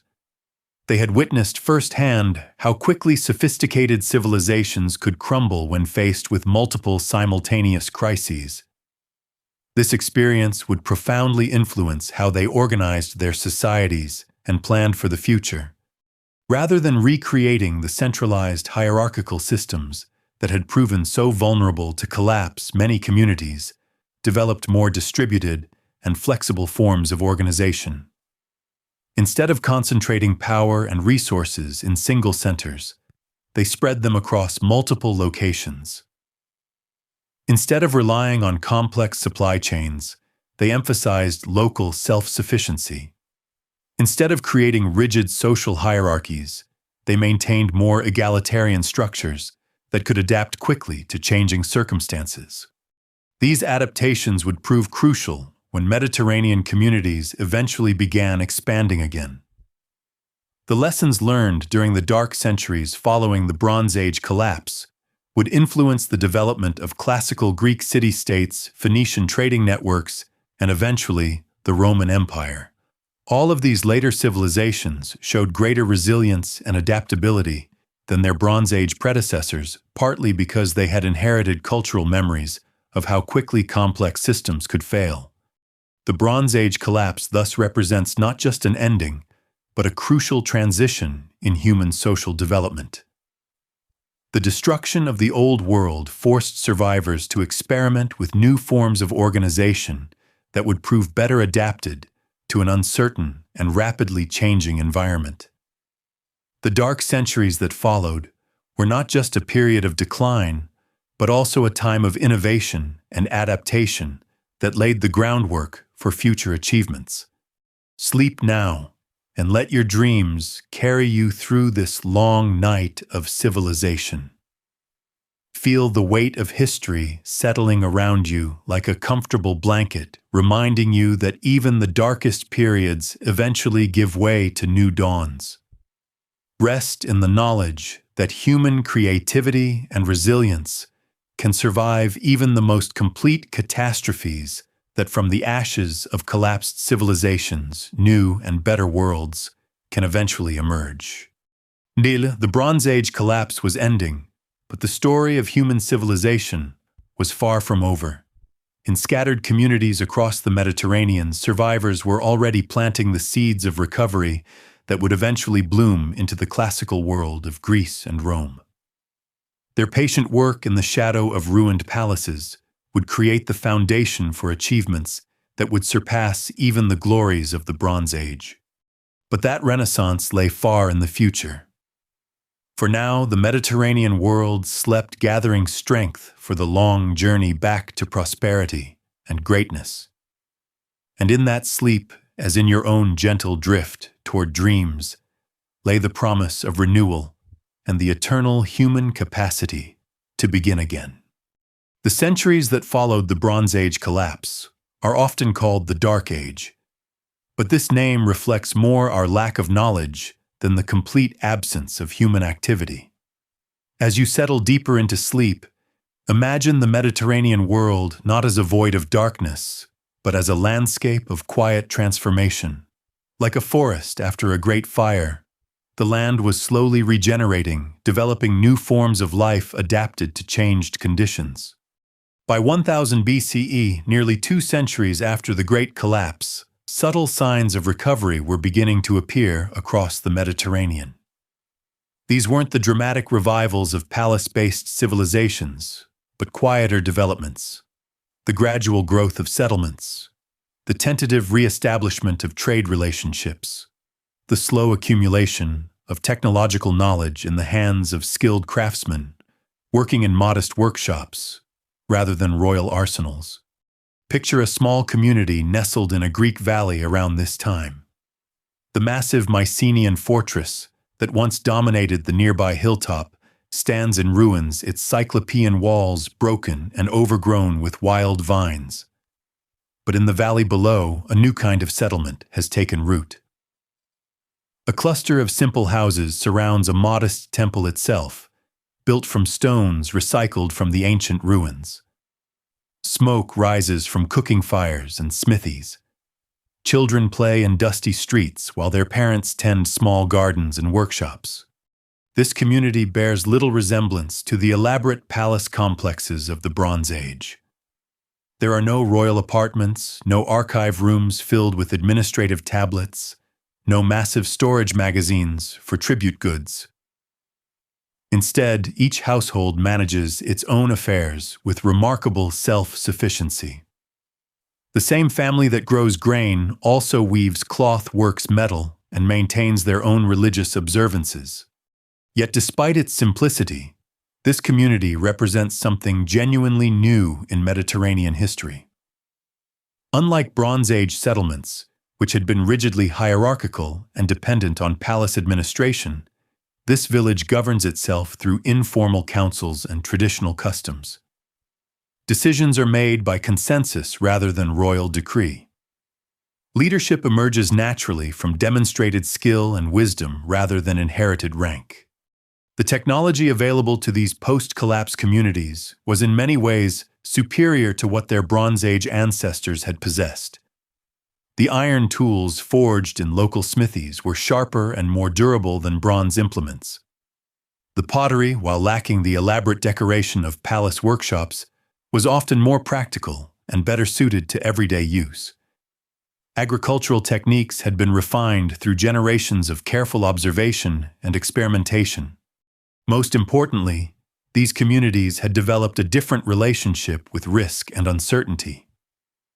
Bronze Age civilizations had invested enormous resources in projects that assumed long-term stability.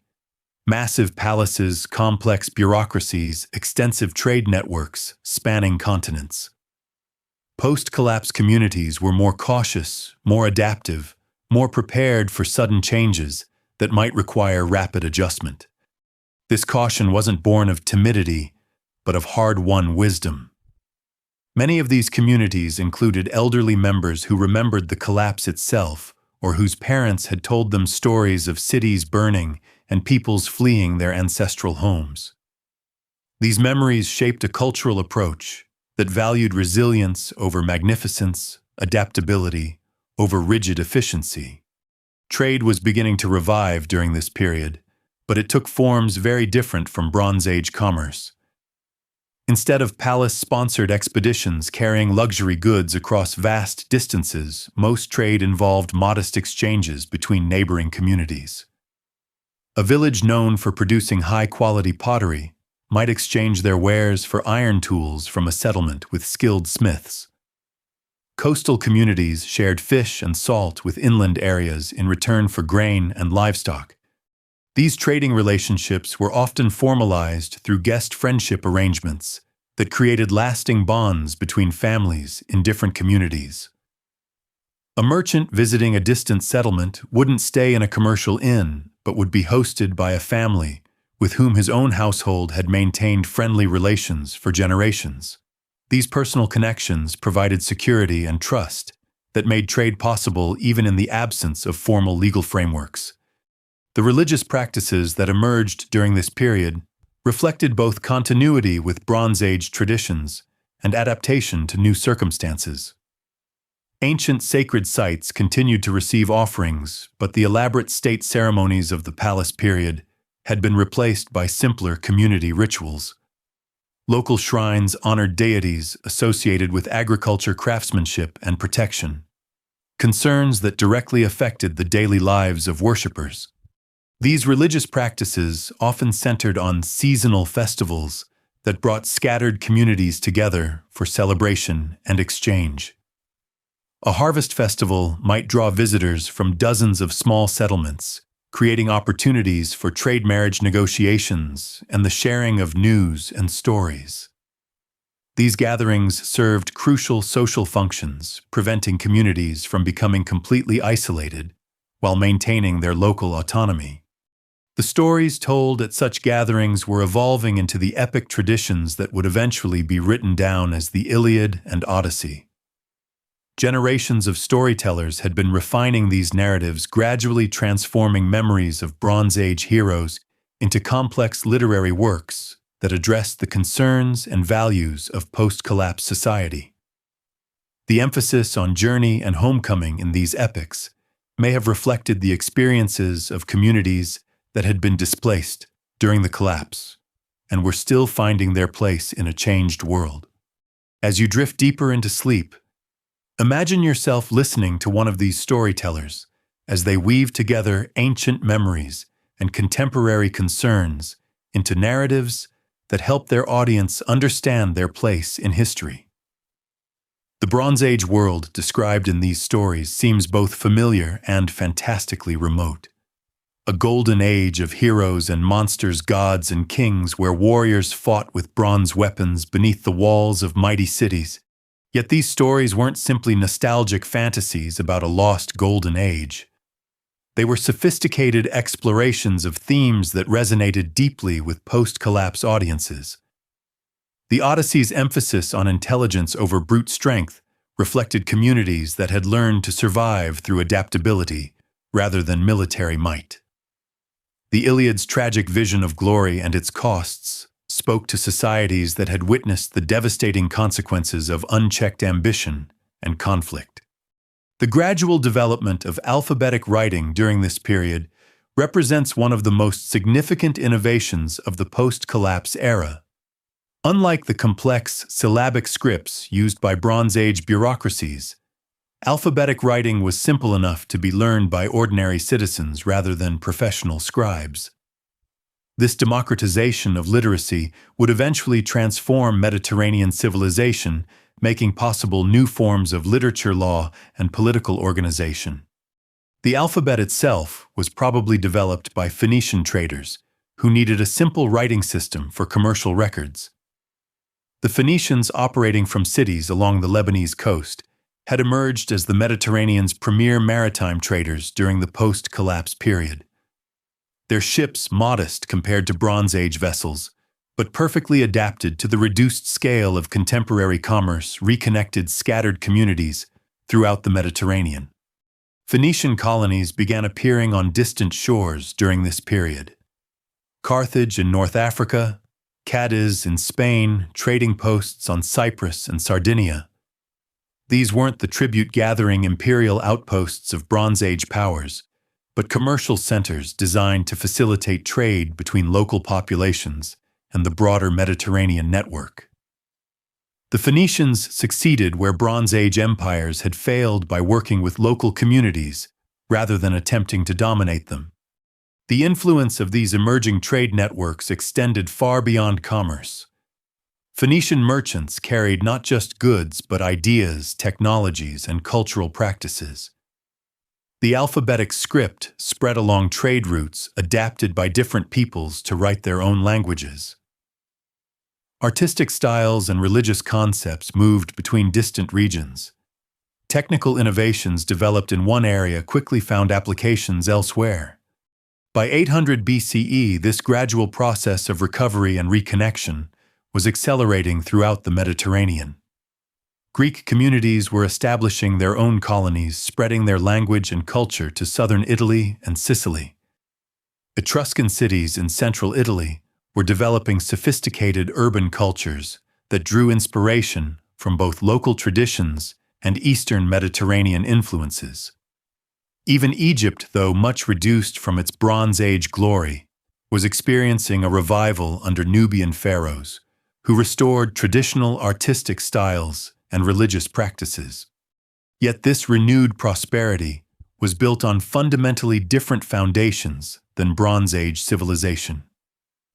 Instead of vast empires controlled from palace centers, the Mediterranean was becoming a network of independent city-states and trading communities. Instead of rigid hierarchies enforced by royal bureaucracies, these societies experimented with new forms of governance that gave citizens greater voice in their own affairs. The Greek polis, or city-state, that emerged during this period represented a revolutionary approach to political organization. Unlike Bronze Age kingdoms, where power flowed downward from king to subjects, the polis was conceived as a community of citizens who shared responsibility for their collective welfare. This didn't mean democracy in the modern sense.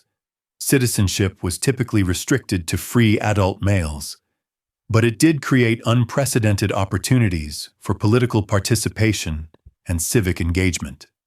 These political innovations were made possible partly by the technological and economic changes that had occurred during the post-collapse period. Iron weapons and tools were cheaper and more widely available than bronze equipment, had been reducing the military advantages that Bronze Age elites had enjoyed over common citizens. Improved agricultural techniques meant that farmers could produce surplus food with less labor, freeing time for other activities, including political participation. The emergence of coinage during this period further transformed Mediterranean economic life. The first coins appeared in Lydia in western Anatolia around 650 BCE, and the innovation spread rapidly throughout the Greek world. Standardized currency made trade much more efficient than the barter systems that had dominated post-collapse commerce. It also enabled new forms of economic calculation and planning that would support increasingly complex business arrangements. But perhaps most importantly, coinage represented a new approach to state authority.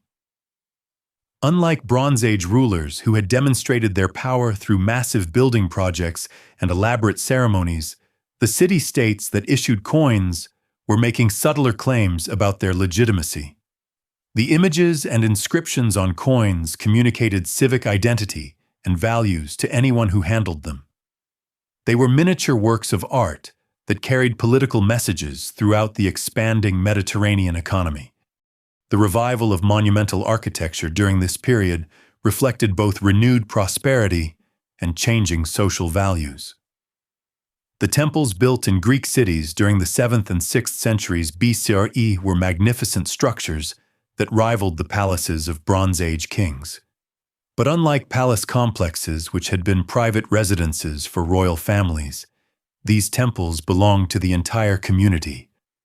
They were expressions of civic pride and religious devotion rather than personal glorification. The sculptures and paintings that decorated these temples told stories that would have been familiar to Bronze Age audiences. Myths of gods and heroes, battles between cosmic forces of order and chaos. But they were created by communities of citizens rather than royal workshops, and they reflected values that emphasized civic virtue and collective achievement rather than individual glory. As you sink into the deepest stages of sleep, let your mind wander through this reborn Mediterranean world of the 6th century BCE. Picture the bustling agora of an emerging Greek city where citizens gather to debate political issues and merchants display goods from distant lands. Imagine Phoenician ships arriving in harbor carrying not just trade goods, but news and ideas from across the known world. Envision the workshops where craftsmen perfect new techniques for working iron and bronze, creating objects that blend traditional skills with innovative designs. This was a world that had learned from catastrophe without being paralyzed by it. The communities that emerged from the Bronze Age collapse had developed cultural immune systems that made them more resistant to the kind of total systemic failure that had destroyed their predecessors. They had created forms of organization that were more flexible, more resilient, more capable of adapting to changing circumstances. The lessons learned during the Dark Centuries were becoming encoded in cultural practices and political institutions that would influence Mediterranean civilization for millennia to come. The Greek emphasis on moderation and self-knowledge, captured in maxims like "know thyself" and "nothing in excess," reflected hard-won wisdom about the dangers of hubris and overreach. The Roman concept of civic duty and public service drew on traditions that had developed in communities where survival depended on cooperation and mutual support. The philosophical traditions that began emerging during this period were also shaped by memories of collapse and recovery. Early Greek philosophers like Heraclitus emphasized the constant flux and change that characterized all existence. "You cannot step twice into the same river," he observed, capturing a worldview that accepted impermanence as a fundamental aspect of reality.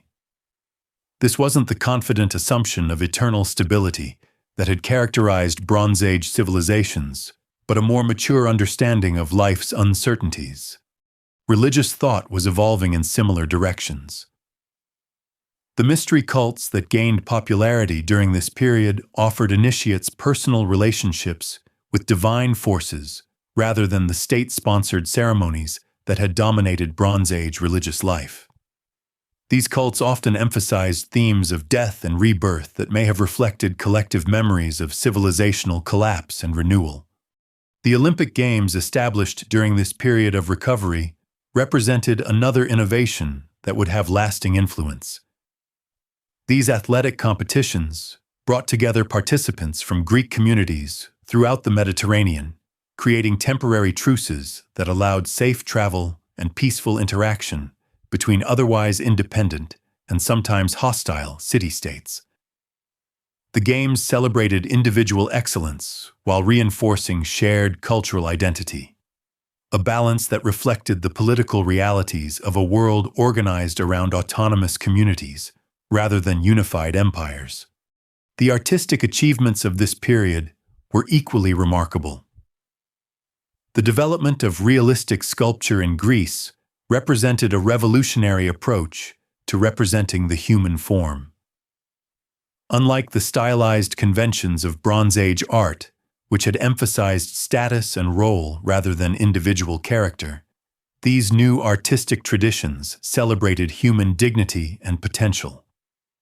The sculptures that adorned temples and public spaces depicted gods and heroes who were recognizably human in their emotions and struggles.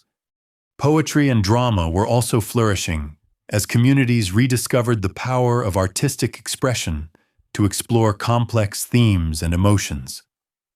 The works of poets like Sappho and Archilochus revealed intimate personal feelings that would have been considered inappropriate for Bronze Age court literature. The first dramatic performances in Athens created new opportunities for communities to examine their own values and conflicts through the safe medium of theatrical representation. All of these cultural developments were made possible by the political and economic stability that had gradually emerged from the chaos of the collapse period.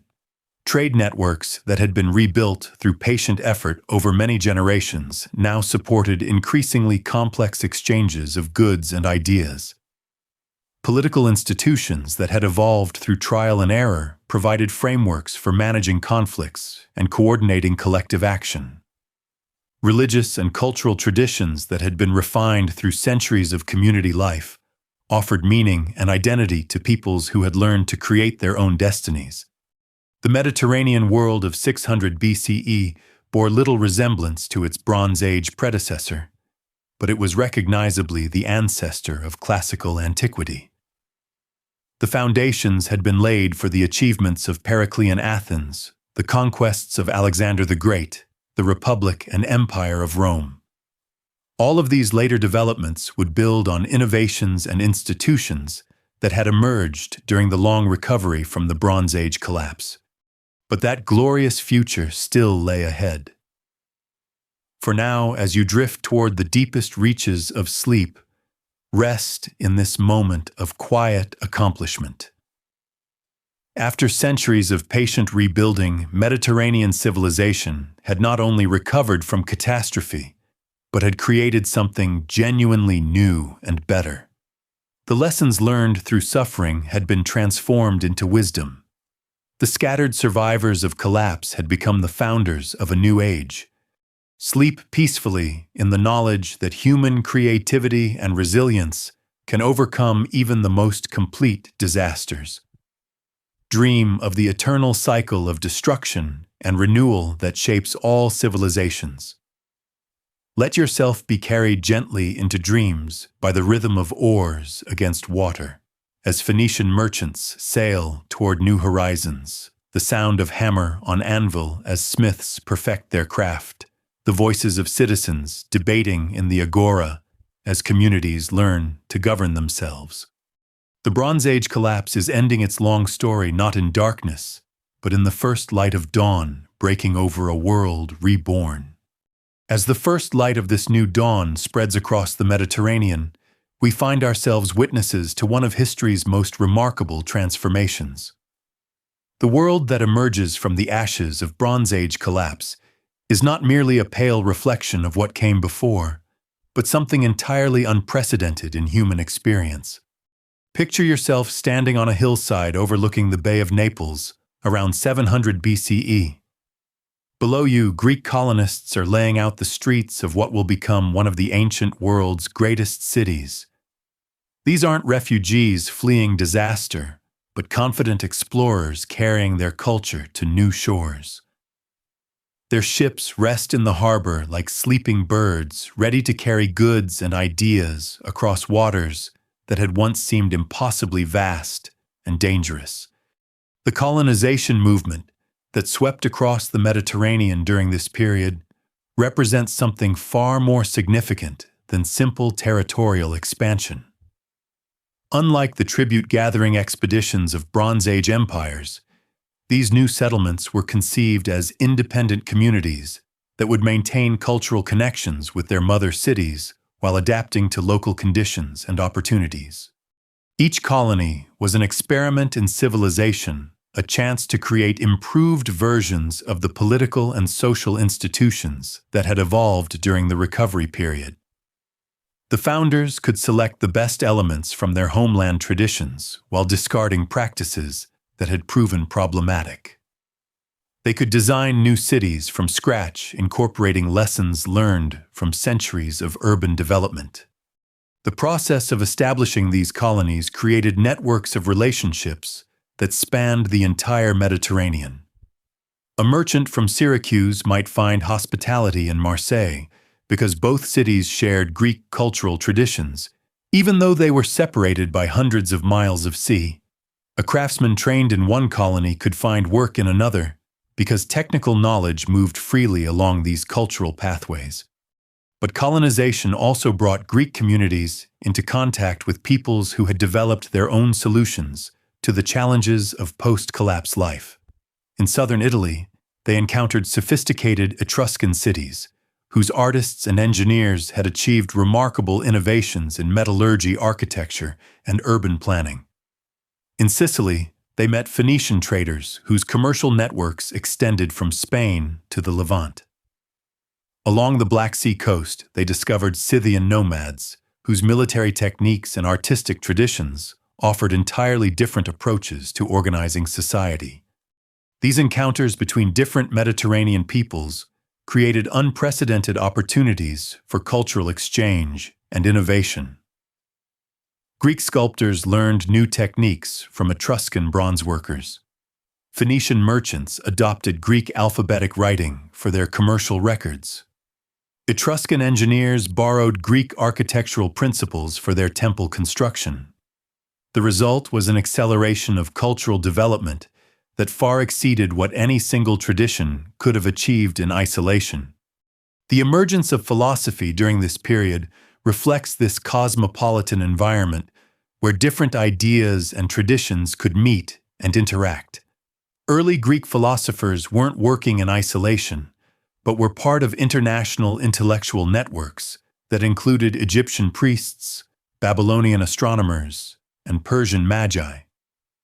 The questions they asked about the nature of reality, the foundations of knowledge, and the proper organization of society emerged from encounters between different ways of understanding the world. Thales of Miletus, often considered the first Greek philosopher, lived in a city that was a major center of international trade. His revolutionary idea that natural phenomena could be explained through rational inquiry, rather than mythological narratives, may have been influenced by his exposure to Babylonian mathematical and astronomical traditions. But he transformed these foreign influences into something distinctively Greek, emphasizing logical reasoning and empirical observation over received authority. The development of historical writing during this period represents another innovation that emerged from the encounter between different cultural traditions. Herodotus, often called the father of history, traveled extensively throughout the Mediterranean and Near East, collecting stories and observations about different peoples and their customs. His histories weren't just chronicles of events, but systematic attempts to understand how different societies had developed and why they behaved as they did. This historical consciousness reflected a new kind of self-awareness that had emerged from the experience of collapse and recovery. Unlike Bronze Age peoples who had assumed their civilizations were eternal and unchanging, post-collapse communities understood that societies could rise and fall, that cultures could transform, that what seemed permanent could prove temporary. This awareness made them more curious about other peoples and more reflective about their own traditions. As you drift deeper into sleep, imagine yourself in the Library of Alexandria, around 300 BCE, surrounded by scrolls containing the accumulated wisdom of the Mediterranean world. Here, scholars from Greece and Egypt, Mesopotamia, and Persia work side by side, translating ancient texts and developing new forms of knowledge. The great lighthouse, visible through the window, stands as a symbol of human ingenuity, guiding ships safely to harbor, just as knowledge guides minds toward understanding. This library represents the culmination of the recovery process that began in the dark centuries following the Bronze Age collapse. The scattered communities that had preserved fragments of ancient wisdom in their oral traditions have given rise to a civilization capable of systematically collecting, organizing, and expanding human knowledge. The isolation that had protected survivors during the collapse period has given way to integration that accelerates progress beyond anything the Bronze Age world had achieved. The mathematical and scientific advances made during this period built on foundations laid during the recovery centuries, but reached heights that would have seemed impossible to Bronze Age scholars. Euclid's geometry provided logical frameworks for understanding spatial relationships. Archimedes' physics revealed mathematical principles underlying natural phenomena. Eratosthenes calculated the Earth's circumference with remarkable accuracy. These weren't just abstract intellectual exercises, but practical tools that enabled new forms of engineering and navigation. The technological innovations of this period similarly reflected the creative synthesis of old and new knowledge. The development of advanced siege engines combined traditional metalworking skills with sophisticated understanding of mechanics and materials. Improvements in shipbuilding drew on centuries of maritime experience, while incorporating new design principles that enabled longer voyages and larger cargoes. Agricultural innovations increased productivity while reducing the environmental degradation that had contributed to Bronze Age collapse. Perhaps most importantly, the political institutions that emerged during this period created frameworks for managing the kind of complex, interconnected societies that had proven so vulnerable during the Bronze Age collapse. The Roman Republic developed constitutional mechanisms for preventing the concentration of power that had made Bronze Age kingdoms brittle and unstable. Greek federal leagues created ways for independent cities to cooperate without sacrificing their autonomy. These innovations wouldn't prevent all future collapses, but they provided more resilient foundations for complex civilization. The legal traditions that developed during this period reflected similar concerns with creating stable frameworks for managing social complexity. Roman law provided systematic approaches to resolving disputes and enforcing agreements that could function across cultural boundaries. Greek legal philosophy explored fundamental questions about justice and legitimate authority. These weren't just practical tools for governance, but intellectual frameworks that helped people understand their rights and responsibilities within complex societies.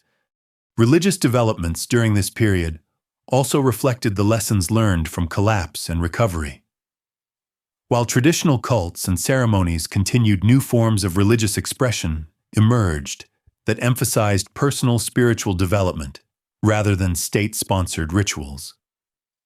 Mystery religions offered initiates direct experience of divine truth rather than mediated access through priestly hierarchies. Philosophical schools developed ethical systems that helped individuals navigate moral choices in complex social environments. The artistic achievements of this period captured both the confidence of recovery and the wisdom gained through suffering. The Parthenon in Athens represents the perfect balance between human ambition and divine proportion, celebrating human creative capacity while acknowledging the limits that constrain it. The tragedies performed in Greek theaters explored themes of hubris and nemesis that would have resonated deeply with audiences whose cultural memory included stories of fallen civilizations. The epic poetry that reached its mature form during this period transformed the oral traditions preserved through the dark centuries into literary masterpieces that continue to influence human culture. The Iliad and Odyssey weren't just entertainment, but sophisticated explorations of the human condition that drew on centuries of collective reflection about war-loss, homecoming, and the search for meaning in an uncertain world. As Mediterranean civilization reached this new plateau of achievement, the lessons of the Bronze Age collapse were becoming encoded in cultural DNA that would influence human development for millennia to come. The understanding that civilizations are fragile and must be actively maintained became part of the intellectual heritage passed down through classical education. The recognition that diversity and flexibility are sources of strength rather than weakness influenced approaches to governance and cultural development. The appreciation for individual human dignity and potential refined through centuries of community life became foundational to Western concepts of human rights and democratic participation. Yet even as this new civilization celebrated its achievements, thoughtful observers understood that it too was temporary and subject to the same forces of change that had transformed the Bronze Age world. The difference was that this understanding no longer paralyzed human action, but informed it. People could build great works and pursue ambitious goals while accepting that their achievements would eventually pass away and be transformed by future generations. This mature acceptance of impermanence paradoxically enabled greater achievements than the Bronze Age assumption of permanence had made possible. When builders understand that their structures will eventually crumble, they can focus on creating beauty and functionality for their own time, rather than attempting to build for eternity. When rulers understand that their power is temporary, they can concentrate on governing justly rather than establishing dynasties. When artists understand that their works will be reinterpreted by future audiences, they can focus on expressing truth rather than controlling meaning. The Mediterranean world that emerged from the Bronze Age collapse had learned to find strength in acknowledging weakness, stability in accepting change, unity in celebrating diversity. These paradoxical insights forged in the crucible of civilizational collapse and recovery would prove more durable than the bronze weapons and stone palaces of their predecessors. As you sink into the deepest levels of sleep, let yourself feel the weight of this long historical journey. From the confident palace builders of the Bronze Age, through the patient survivors of the collapse, to the innovative creators of classical civilization, you have witnessed the full cycle of human creative response to challenge and opportunity. You have seen how destruction can become creation, how endings can become beginnings, how the darkest nights can give birth to the brightest dawns. Sleep now in the knowledge that this story continues. The civilizations that emerged from Bronze Age collapse would face their own challenges and transformations. Rome would rise and fall. New peoples would emerge to create new forms of culture and organization. The great wheel of history would continue turning, bringing both loss and renewal, both destruction and creation. But the essential human capacity for learning, adapting, and beginning again would endure. The same creative spirit that rebuilt civilization from the ruins of Bronze Age collapse continues to shape our world today. In every act of learning from failure, in every effort to build something better from the fragments of what came before, in every choice to persevere through darkness toward the promise of dawn, the legacy of those ancient survivors lives on. The Bronze Age collapse is complete. Its story of destruction and renewal of human fragility and resilience of the eternal cycle of endings and beginnings has reached its conclusion. But like all great stories, its ending is also a beginning, pointing toward new chapters in the endless human adventure of creating meaning and beauty in a world of constant change. Rest now and dream of bronze gleaming in ancient sunlight, of cities rising and falling like waves on the shore of time, of the eternal human journey through darkness toward light. Dream of the great story of which we are all part, the story that began with the first human communities and continues with every choice we make to build rather than destroy, to connect rather than isolate, to hope rather than despair. The Bronze Age world is gone, but its children live on in every human heart that refuses to surrender to darkness, in every mind that seeks to understand and improve the world, in every hand that builds something beautiful and useful for future generations to discover and transform. Sleep and be part of that continuing story, that endless renewal, that eternal human dawn. The legacy of the Bronze Age collapse extends far beyond the ancient Mediterranean, reaching into the very foundations of how we understand civilization itself. As you rest in these final moments before sleep fully claims, you consider how this ancient catastrophe continues to shape our modern world in ways both subtle and profound. The archaeological methods we use today to uncover the past were themselves born from attempts to understand what happened during those crucial centuries between 1200 and 1150 BCE. When Heinrich Schliemann first excavated Troy in the 1870s, he was driven by questions that the Bronze Age collapse had left unanswered. How could such magnificent cities simply vanish?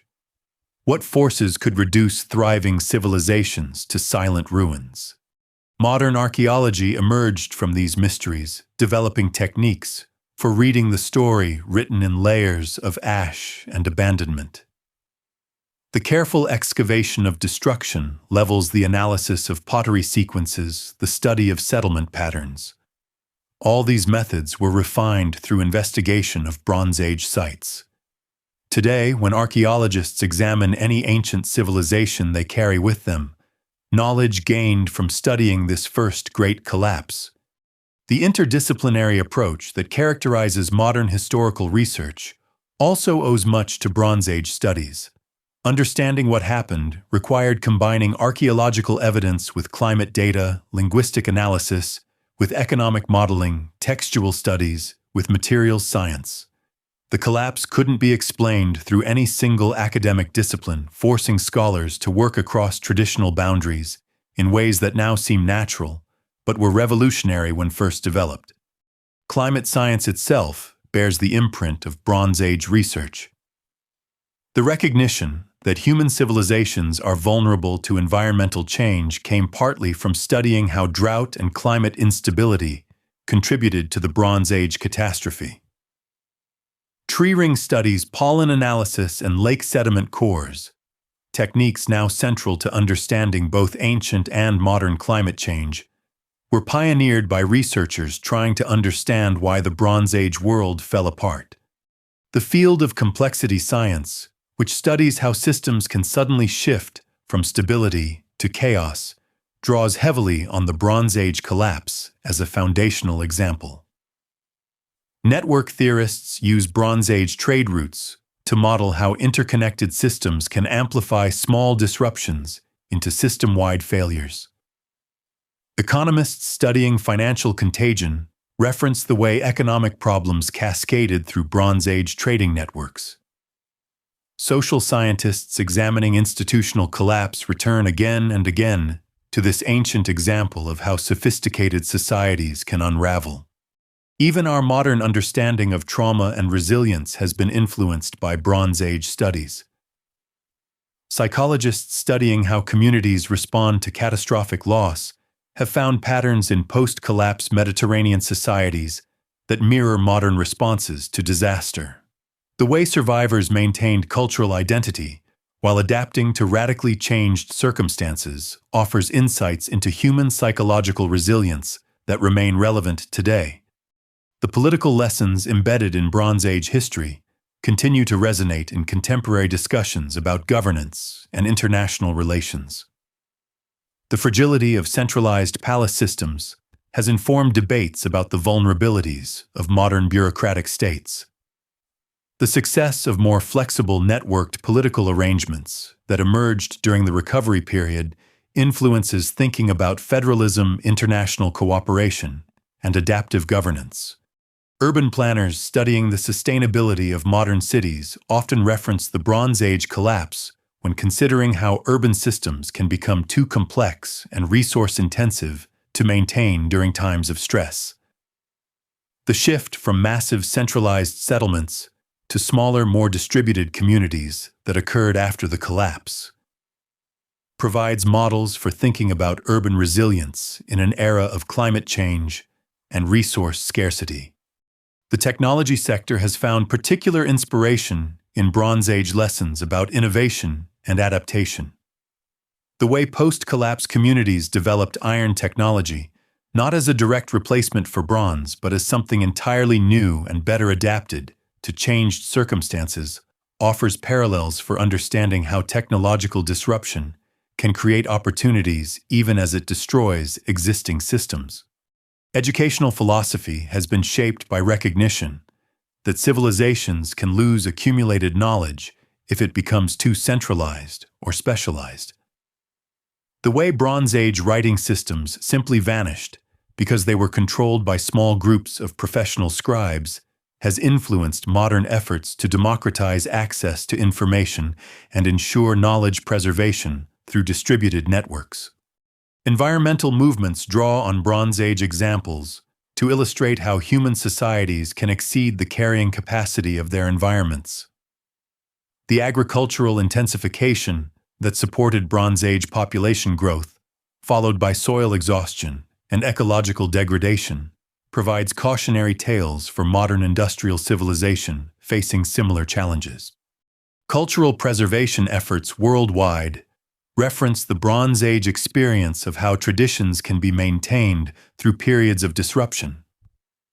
The way oral cultures preserved essential knowledge through the dark centuries, while adapting it to new circumstances, offers models for maintaining cultural identity in rapidly changing modern contexts. The study of migration and displacement has been profoundly influenced by Bronze Age research. Understanding how massive population movements during the collapse period created both conflict and cultural innovation provides frameworks for analyzing modern refugee crises and demographic transitions. The recognition that migration can be both destructive and creative, both symptom of crisis and source of renewal, emerged from studying the Sea Peoples and other Bronze Age population movements. International development work often references Bronze Age examples when designing programs to help societies recover from conflict or natural disaster. The understanding that recovery requires not just rebuilding what existed before, but creating new institutions adapted to changed circumstances comes partly from studying how Mediterranean communities rebuilt after the Bronze Age collapse. Even popular culture bears the influence of Bronze Age studies. The themes of rise and fall, hubris and nemesis that pervade everything from epic films to dystopian novels draw on narrative patterns that were first explored in the context of Bronze Age civilization. The idea that technological advancement doesn't guarantee social progress, that complexity can become a source of vulnerability, rather than strength, that the mightiest empires can crumble overnight. These concepts that seem so relevant to our modern anxieties were first articulated through study of the ancient collapse. As you drift toward the very edge of sleep, let your mind embrace the profound continuity that connects our modern world to those ancient survivors. The smartphone in your hand contains rare earth elements gathered from across the globe through supply chains as complex as any Bronze Age trading network. The city you live in depends on infrastructure systems as intricate as any palace bureaucracy. The institutions that govern your daily life face challenges of adaptation and resilience that mirror those confronted by post-collapse communities. Yet you also carry within your cultural inheritance the wisdom those ancient peoples gained through their trials. The democratic ideals that shape modern governance trace their lineage back to communities that learned to make collective decisions after the collapse of royal authority. The scientific method that drives technological progress builds on foundations laid by thinkers who learned to question received wisdom after witnessing the fall of certainties. The humanitarian values that motivate international cooperation emerged from societies that discovered their interconnectedness through shared vulnerability. The Bronze Age collapse teaches us that no achievement is permanent, but also that no destruction is final. Civilizations rise and fall, but the human capacity for learning, creating, and beginning again endures. The specific forms that human organization takes may change, but the underlying drive to build meaningful communities, to understand the world, to create beauty and knowledge remains constant. In your own life, you participate in this eternal human project of building and rebuilding, of learning from failure and trying again. Every skill you develop, every relationship you nurture, every act of creativity or compassion you perform connects you to the long chain of human effort that stretches back to those first survivors emerging from the ruins of the Bronze Age world. The collapse happened over 3,000 years ago, but its lessons remain vibrantly alive. In every effort to create resilient institutions, in every attempt to balance specialization with adaptability, in every recognition that diversity strengthens rather than weakens human communities. The wisdom gained from that ancient catastrophe continues to guide human choices. Sleep now knowing that you are part of this continuing story. Rest in the understanding that while individual civilizations may fall, the human spirit that creates them is indestructible. Dream of the eternal cycle of destruction and renewal of the phoenix rising from ashes, of the endless human capacity to transform endings into beginnings.